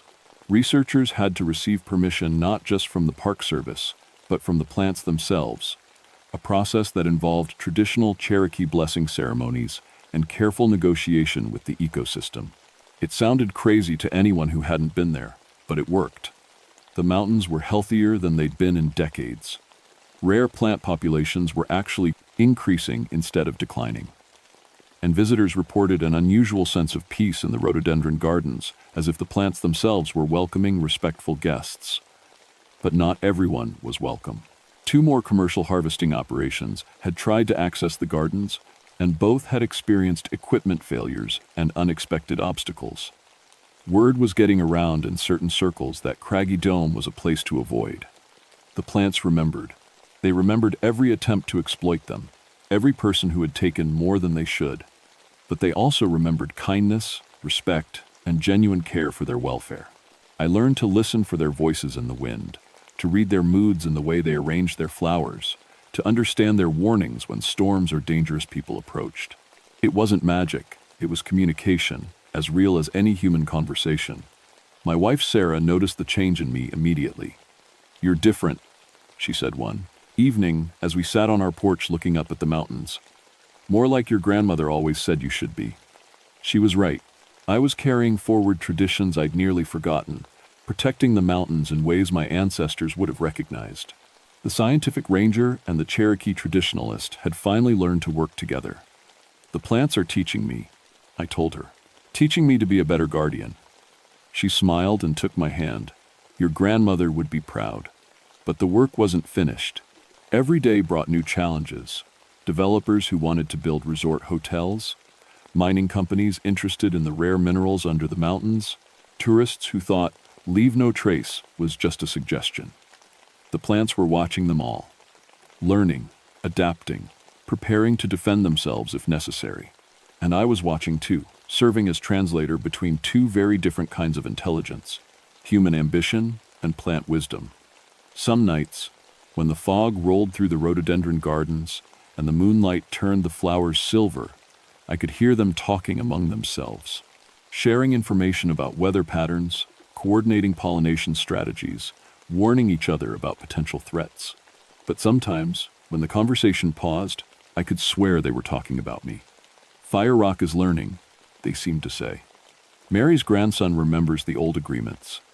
And in those moments, standing alone on a mountain trail with thousands of conscious plants around me, I didn't feel like a crazy person talking to vegetation. I felt like I was finally home. The rhododendron gardens are still open to visitors, but only certain kinds of visitors, the ones who ask permission before picking a single flower. The ones who say thank you before they leave. The ones who understand that they're walking through someone else's home. The plants can tell the difference. They always could. They just hadn't been protecting themselves before. Now they are. And if you're hiking in the mountains and you notice plants behaving strangely, moving when there's no wind, arranged in patterns that seem too perfect to be natural, remember that you're not just looking at vegetation. You're looking at an ancient intelligence that has been here far longer than humans and will be here long after we're gone. Be respectful. Ask permission.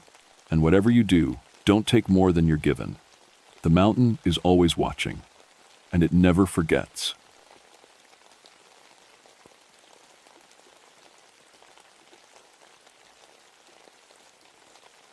My name is Robert Blackstone, but everyone calls me Bobby. I've been a ranger in the Monongahela National Forest for 16 years now, and I thought I knew every predator that walked these West Virginia mountains. Bears, wolves, coyotes, BSB. I've tracked them all. I've seen what they can do to livestock, to campers who don't follow the rules, to hunters who get careless.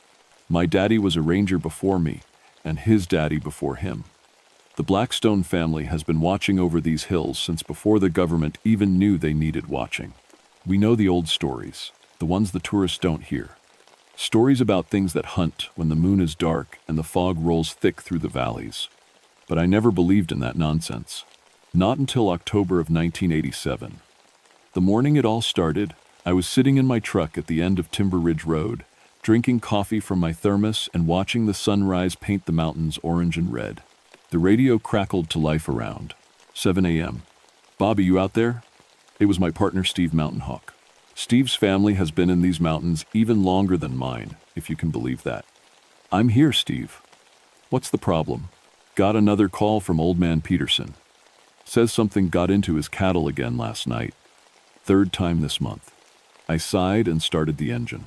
Peterson's farm sat right on the edge of the national forest, where the trees got thick and the valleys got deep. It was prime territory for predators looking for easy meals. I'll head over there. Any details? Same as before. One cow dead, but here's the thing. It's not eaten right. Peterson says it looks like whatever killed it was playing with it first. That made me pause. Predators don't play with their food. They kill, they eat, they move on. It's that simple. But I'd been hearing strange things from the farmers around here lately. Cattle found arranged in patterns. Kills that showed signs of tools being used. Things that didn't make sense if you were thinking about normal animals. I drove through the morning mist to Peterson's place, my radio crackling with the usual Forest Service chatter. Weather report said fog would be heavy in the valleys for most of the week. October in these mountains could get real lonely real fast when you couldn't see more than 20 feet in any direction. Peterson met me at his gate, his face grim and his hands shaking slightly as he held his coffee cup.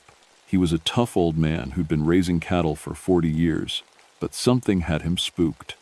"It's not right, Bobby," he said as we walked toward his pasture. "Whatever's doing this, it ain't natural." The cow was lying about 50 yards from the fence line, closer to the forest than the others in the herd. What I saw there made my stomach turn. The animal had been killed clean, one bite to the throat, precise as a surgeon. But that's not what bothered me.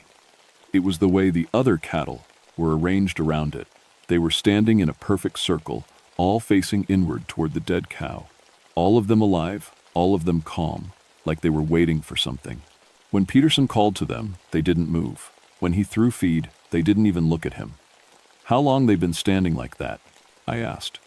"Found them this way at dawn. Been 4 hours now, and they haven't moved an inch." I walked the perimeter, looking for tracks. Found plenty, cow prints, Peterson's boots, and something else, wolf tracks, but bigger than any wolf I'd seen in these mountains. The pad was nearly 6 inches across, with claw marks that dug deep into the soft earth. But here's what made my skin crawl.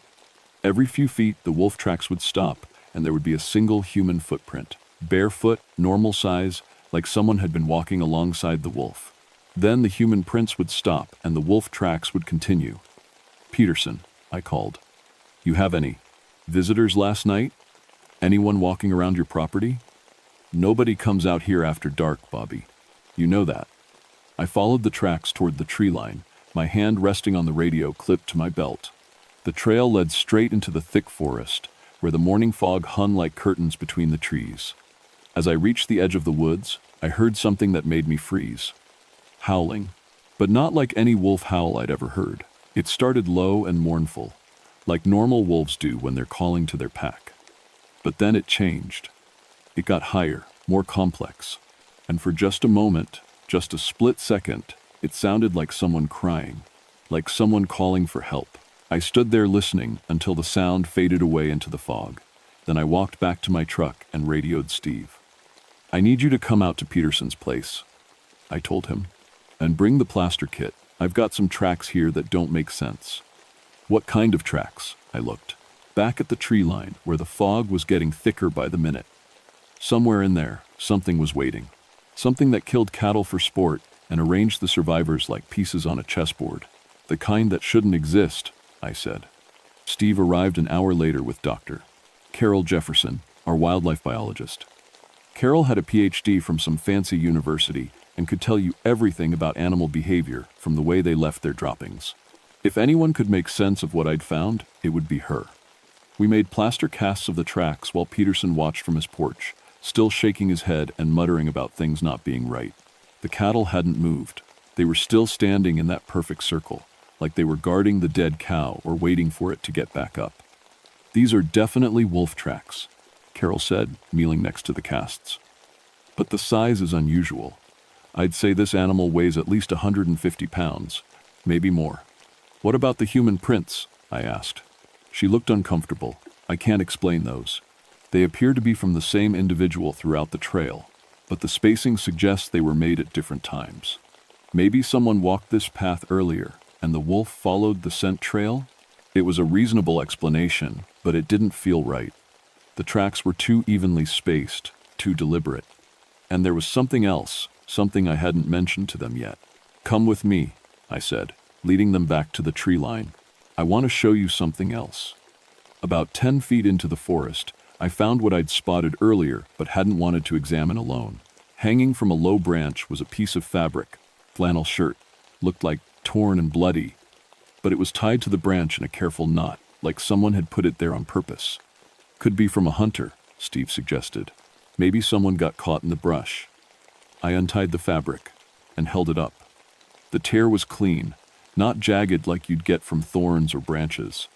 It looked like it had been cut with something sharp, and the blood wasn't dry, it was still tacky to the touch. "How long do you think this has been here?" I asked Carol. She examined it carefully. Based on the blood oxidation, I'd say less than 12 hours, probably closer to 6.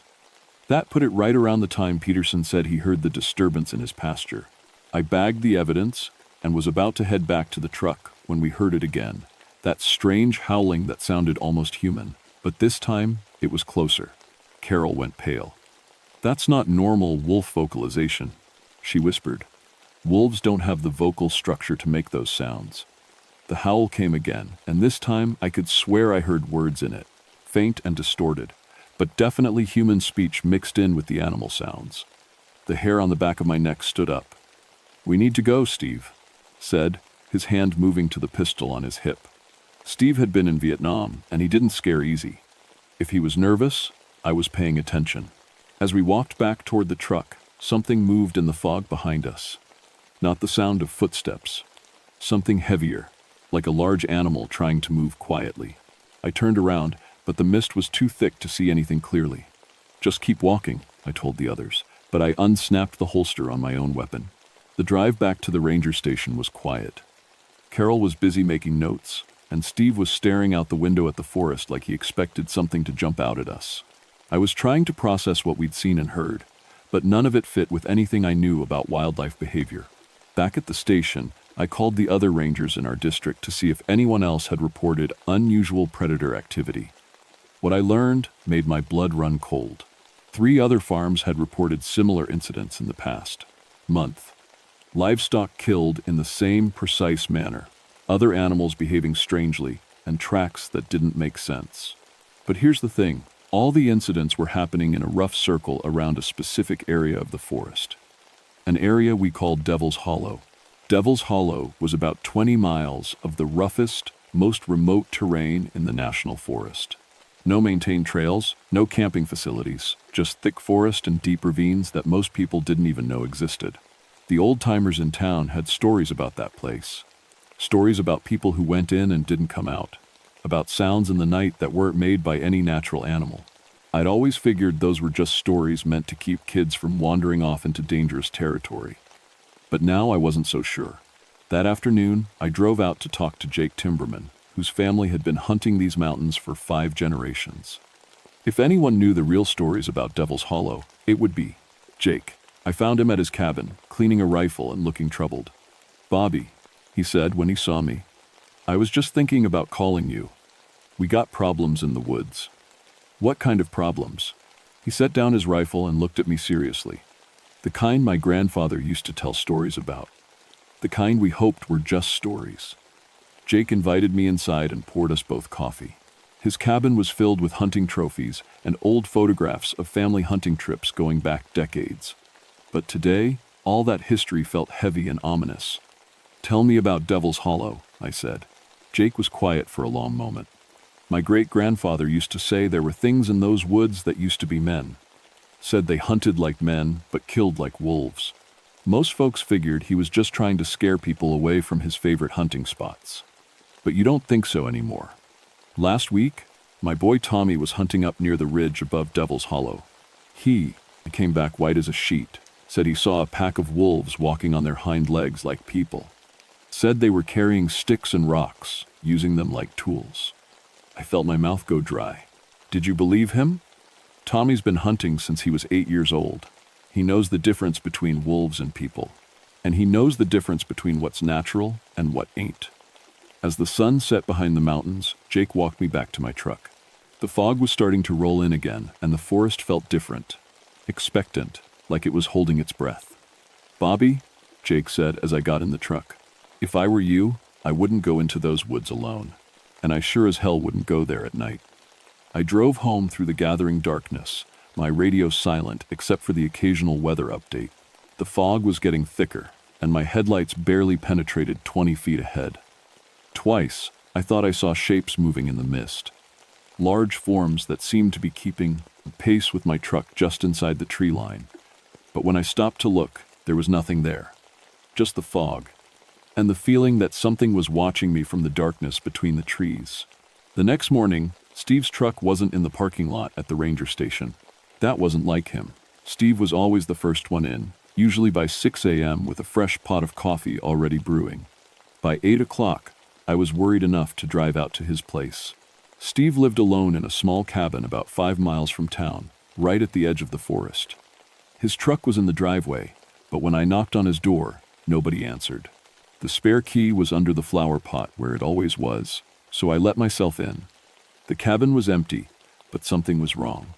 Steve's coffee cup was still on the kitchen table, half full and cold.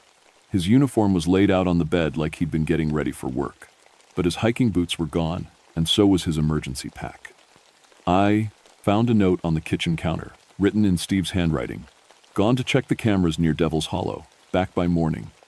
The trail cameras. We'd set them up 3 days ago around the perimeter of Devil's Hollow, hoping to catch whatever was killing the livestock. Steve must have gone to check them during the night. I radioed the station and told them I was going after my partner. Then I loaded my truck with emergency gear and headed for the forest. The trail cameras were about a 4-mile hike from the nearest access road. I followed Steve's footprints easily enough. He'd taken the old logging trail that cut through the heart of the woods, but about halfway to the cameras, his tracks were joined by others. Wolf tracks. At least 6 different animals, all larger than normal. They were following Steve's trail, sometimes walking right on top of his boot prints like they were deliberately tracking him. The first camera was empty, its memory card missing. The second camera had been destroyed, not by weather or accident, but deliberately smashed with something heavy. Pieces of plastic and metal were scattered around the base of the tree, like someone had beaten it with a rock. The third camera was intact, but when I checked the memory card, what I found made my hands shake. 47 pictures, all taken between midnight and 3 a.m. The first dozen showed normal forest scenes, a raccoon, a deer, an owl. But then the wolves appeared. They were huge, bigger than any wolves I'd ever seen. But that's not what made my blood run cold. It was the way they moved. In the early pictures, they were on all fours like normal wolves. But as the sequence progressed, they started standing upright, walking on their hind legs like people. And in the last picture, I could see Steve. He was standing in a small clearing, surrounded by the pack. They were all upright now, forming a circle around him like the cattle had formed a circle around the dead cow. Steve wasn't running or fighting. He was just standing there, perfectly still, like he was waiting for something, like he was part of some kind of ceremony. I stuffed the camera in my pack and followed Steve's trail deeper into the forest. The wolf tracks were everywhere now, crisscrossing through the woods in patterns that seemed almost organized, like they were patrolling a territory. About a mile past the cameras, I found Steve's radio. It was sitting on a fallen log, undamaged but turned off. Next to it was another piece of torn fabric, this time from Steve's uniform shirt. Like the fabric at Peterson's farm, it had been tied to a branch in a careful knot. The trail led deeper into Devil's Hollow, toward the heart of that twisted, dark country where even experienced hunters got lost. I should have called for backup.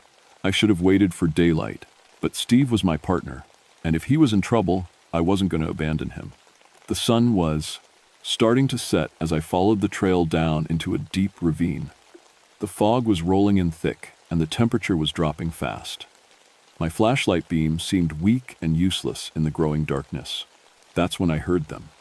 Howling, but not like any animal sound in nature. It started with one voice, then others joined in, creating a complex harmony that rose and fell like a song. But mixed in with the howling were other sounds, sounds that made my skin crawl. Human voices. Speaking words I couldn't quite understand, but definitely human speech. I followed the sounds deeper into the ravine until I came to a small clearing. What I saw there almost made me turn and run. There were at least a dozen of them, standing in a circle around a small fire. From a distance, they looked like people, standing upright, using their hands to tend the fire, communicating with each other in low voices. But as I got closer, I could see the truth. They were wolves.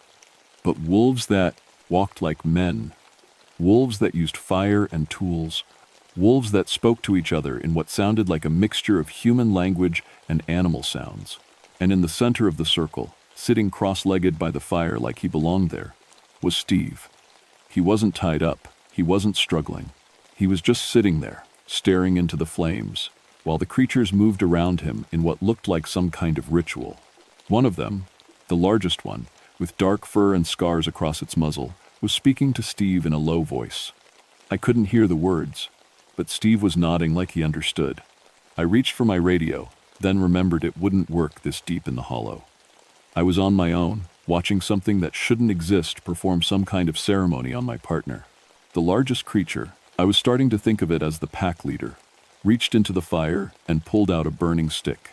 It held the flame close to Steve's face, and in that moment, I saw something that made my blood freeze. Steve's eyes reflected the firelight like an animal's. Not human eyes anymore, but the golden eyes of a wolf. The leader touched the burning stick to Steve's forehead, and Steve threw back his head and howled. But it wasn't a human scream of pain. It was a wolf's howl, deep and mournful and wild. The other creatures joined in, their voices rising in that impossible harmony I'd heard before. And as they howled, I saw Steve begin to change. His fingers grew longer, darker. His face stretched forward. His teeth became sharp and white. Hair sprouted across his skin, and his back arched as his spine reshaped itself. I was watching my partner become one of them. I must have made some sound, because suddenly all their eyes turned toward my hiding place. A dozen pairs of golden eyes, all reflecting the firelight, all looking directly at me. The pack leader spoke in a voice that was half human, half growl. "We know you're there, Bobby. Blackstone. We've been waiting for you." It knew my name. I ran. I crashed through the forest in blind panic, branches tearing at my clothes and face. Behind me, I could hear them coming. Not the sound of human footsteps, but the swift, silent movement of predators who knew these woods better than I ever would. They could have caught me. I know that now. But they let me go. They wanted me to escape, to carry the knowledge of what I'd seen back to the world. They wanted me to know that they were coming. I made it back to my truck as the sun disappeared behind the mountains, leaving the forest in complete darkness. My hands were shaking so hard I could barely get the key in the ignition. As I drove away, I saw them in my rearview mirror, standing at the edge of the forest, watching me go. Some were still in wolf form, but others had taken human shape again. And one of them, standing slightly apart from the rest, looked exactly like Steve. I didn't sleep that night. I sat in my cabin with every light on and my rifle across my knees, jumping at every sound outside. When morning came, I drove straight to Carol Jefferson's office at the university and told her everything I'd seen. She listened without interrupting, taking notes and asking careful questions. When I finished, she was quiet for a long time. "Bobby," she said finally, "what you're describing is impossible from a biological standpoint. Lycanthropy is a myth. Wolves can't transform into humans." "Then explain the pictures," I said, pulling out the camera memory card. "Explain what happened to Steve." We loaded the pictures onto her computer and went through them one by one. Carol's face grew pale as the sequence progressed, showing the wolves standing upright, showing Steve in the circle. "This could be doctored," she said, but her voice lacked conviction. "Digital manipulation, special effects. Carol, you've known me for 6 years. Do I look like someone who knows how to fake photographs?" She stared at the last picture, the one showing Steve surrounded by the pack. "There has to be a rational explanation. Maybe what you saw was some kind of cult, people wearing wolf costumes, performing rituals. Costumes don't change the shape of a man's spine," I said. "Costumes don't give people claws and fangs." That afternoon, I drove back to Jake Timberman's cabin. I found him loading a truck with camping gear and hunting rifles. "Going somewhere, Jake?" He looked at me seriously. "My boy Tommy didn't come home last night. He went hunting up near Devil's Hollow yesterday evening. When he didn't show up for dinner, I went looking. He found his truck at the trailhead, but no sign of him." My stomach dropped. "Jake, I need to tell you something about Devil's Hollow, about what's really up there." I told him what I'd seen, about Steve and the pack and the impossible transformation. Jake listened without skepticism, nodding like he'd been expecting this news. "My grandfather used to say there were 2 kinds of wolves in these mountains," he said when I finished. "The ones that were born wolves and the ones that chose to become wolves." What did he mean? He said long ago, when the first settlers came to these mountains, some of them made a deal with something dark in the deep woods. They traded their humanity for the power to survive in the wilderness. But the deal came with a curse. They could only be truly human during the day and only truly wolf at night. But what I saw wasn't bound by day and night. They were changing at will. Jake's face grew grim. "Then they've grown stronger. The curse has evolved." That night, Jake and I went into Devil's Hollow together. We brought silver bullets. Jake insisted on them, said his grandfather had always carried silver when hunting the other wolves. I thought it was superstition, but I loaded my rifle anyway. We followed the same trail I'd taken the day before, but this time we moved carefully, using military tactics Steve had taught me from his time in Vietnam. As we got deeper into the hollow, we started finding signs of habitation, caves that had been modified with human tools, fire pits surrounded by stones arranged in careful patterns, and everywhere, the mixed tracks of humans and wolves, often overlapping like the same individual had made both sets. We found Tommy Timberman in a cave about 2 miles from where I'd seen Steve. He was alive, but changed. When we called his name, he looked at us with golden eyes and growled like an animal. "Tommy," Jake whispered, "it's me, son. It's your dad." Tommy tilted his head like he was trying to remember something. For a moment, his eyes cleared and looked almost human again. "Dad?"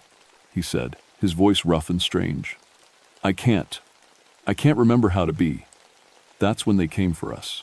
The pack emerged from the shadows like they'd been waiting, all along.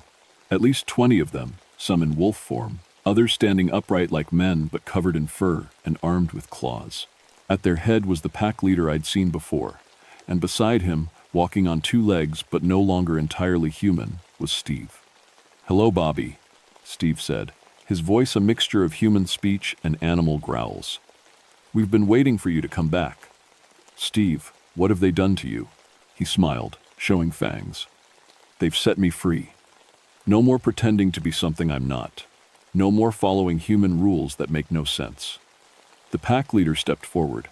"I am Marcus," he said in that impossible voice. "I was the first to choose the wolf path 40 years ago. I was lost in these woods, dying of cold and hunger, when the old power offered me a choice. I chose to live." "You chose to become a monster," I said. "I chose to become what I truly was inside," Marcus replied. "As did Steve. As did young Tommy. As you will when the time comes. I'm not becoming anything like you." Marcus laughed, a sound like breaking glass. "Look around you, Bobby. You're surrounded, miles from help, in our territory. You have two choices: join us willingly or join us by force." That's when Jake opened fire. His first shot took down one of the pack members. A silver bullet to the chest that dropped the creature instantly. The pack scattered, some diving for cover while others charged directly at us. I fired my rifle, watching silver bullets punch through supernatural flesh. But for every one we dropped, two more seemed to take its place. They moved too fast, struck too hard, and healed too quickly from wounds that should have been fatal. Jake went down under 3 of them, his screams cut short by the sound of tearing flesh. I kept firing until my rifle was empty, then drew my pistol and kept shooting. "Enough!" Marcus roared, his voice echoing through the hollow. The pack stopped their attack and pulled back, leaving me standing alone in the clearing with my empty gun. "You've cost us blood, Bobby Blackstone," Marcus said, his golden eyes glowing in the darkness. "But you've also proven something important. You fight like a wolf. You protect your pack like a wolf. You already have the spirit. We just need to give you the body to match." Steve stepped forward. "Bobby, don't fight this. I know what you're thinking, that this is evil, that we're monsters. But I've never felt more alive, more free. The wolf doesn't lie to itself about what it wants.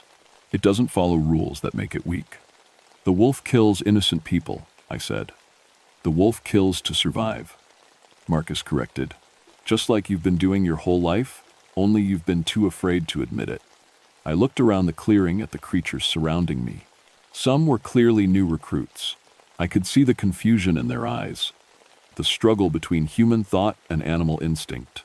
Others, like Marcus, had been wolves for so long they barely remembered their human lives. But they all had one thing in common. They all looked hungry. "Last chance, Bobby," Marcus said. "Join us or feed us." That's when I remembered the flare gun on my belt. I pulled it and fired straight up into the night sky. The flare exploded overhead, bathing the entire hollow in red light. For a moment, everyone was blinded. In that moment, I ran. But this time, I wasn't running away from them. I was running toward the old cabin I'd spotted earlier, the one with the propane tank behind it. The cabin was abandoned, probably left over from the logging days. But the propane tank behind it was full, and the gas line was still connected. I kicked in the door and started turning valves, filling the small building with explosive gas. Behind me, I could hear the pack coming. Their howls echoed through the hollow as they tracked my scent toward the cabin. I had maybe 2 minutes before they arrived.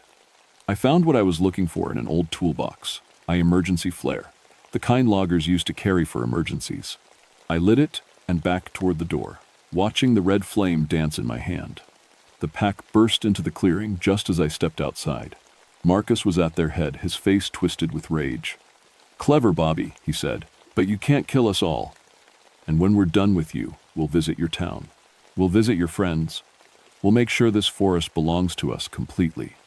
"Maybe," I said, holding up the flare, "but you won't be around to see it."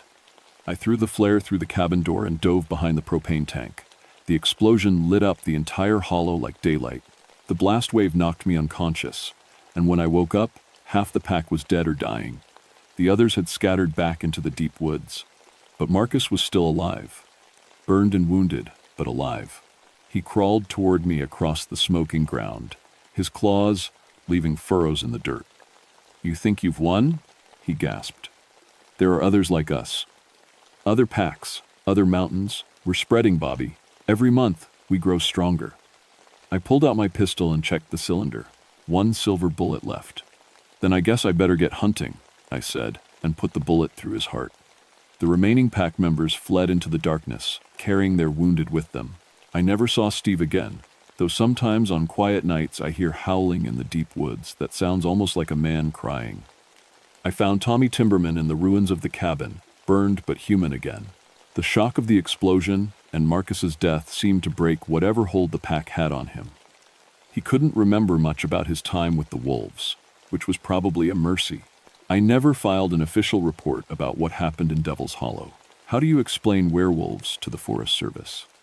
Instead, I marked the area as dangerous due to unstable terrain and old mining hazards. It's been off limits to the public ever since, but I know they're still out there.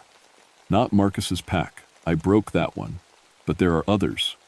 In other forests. Other mountains.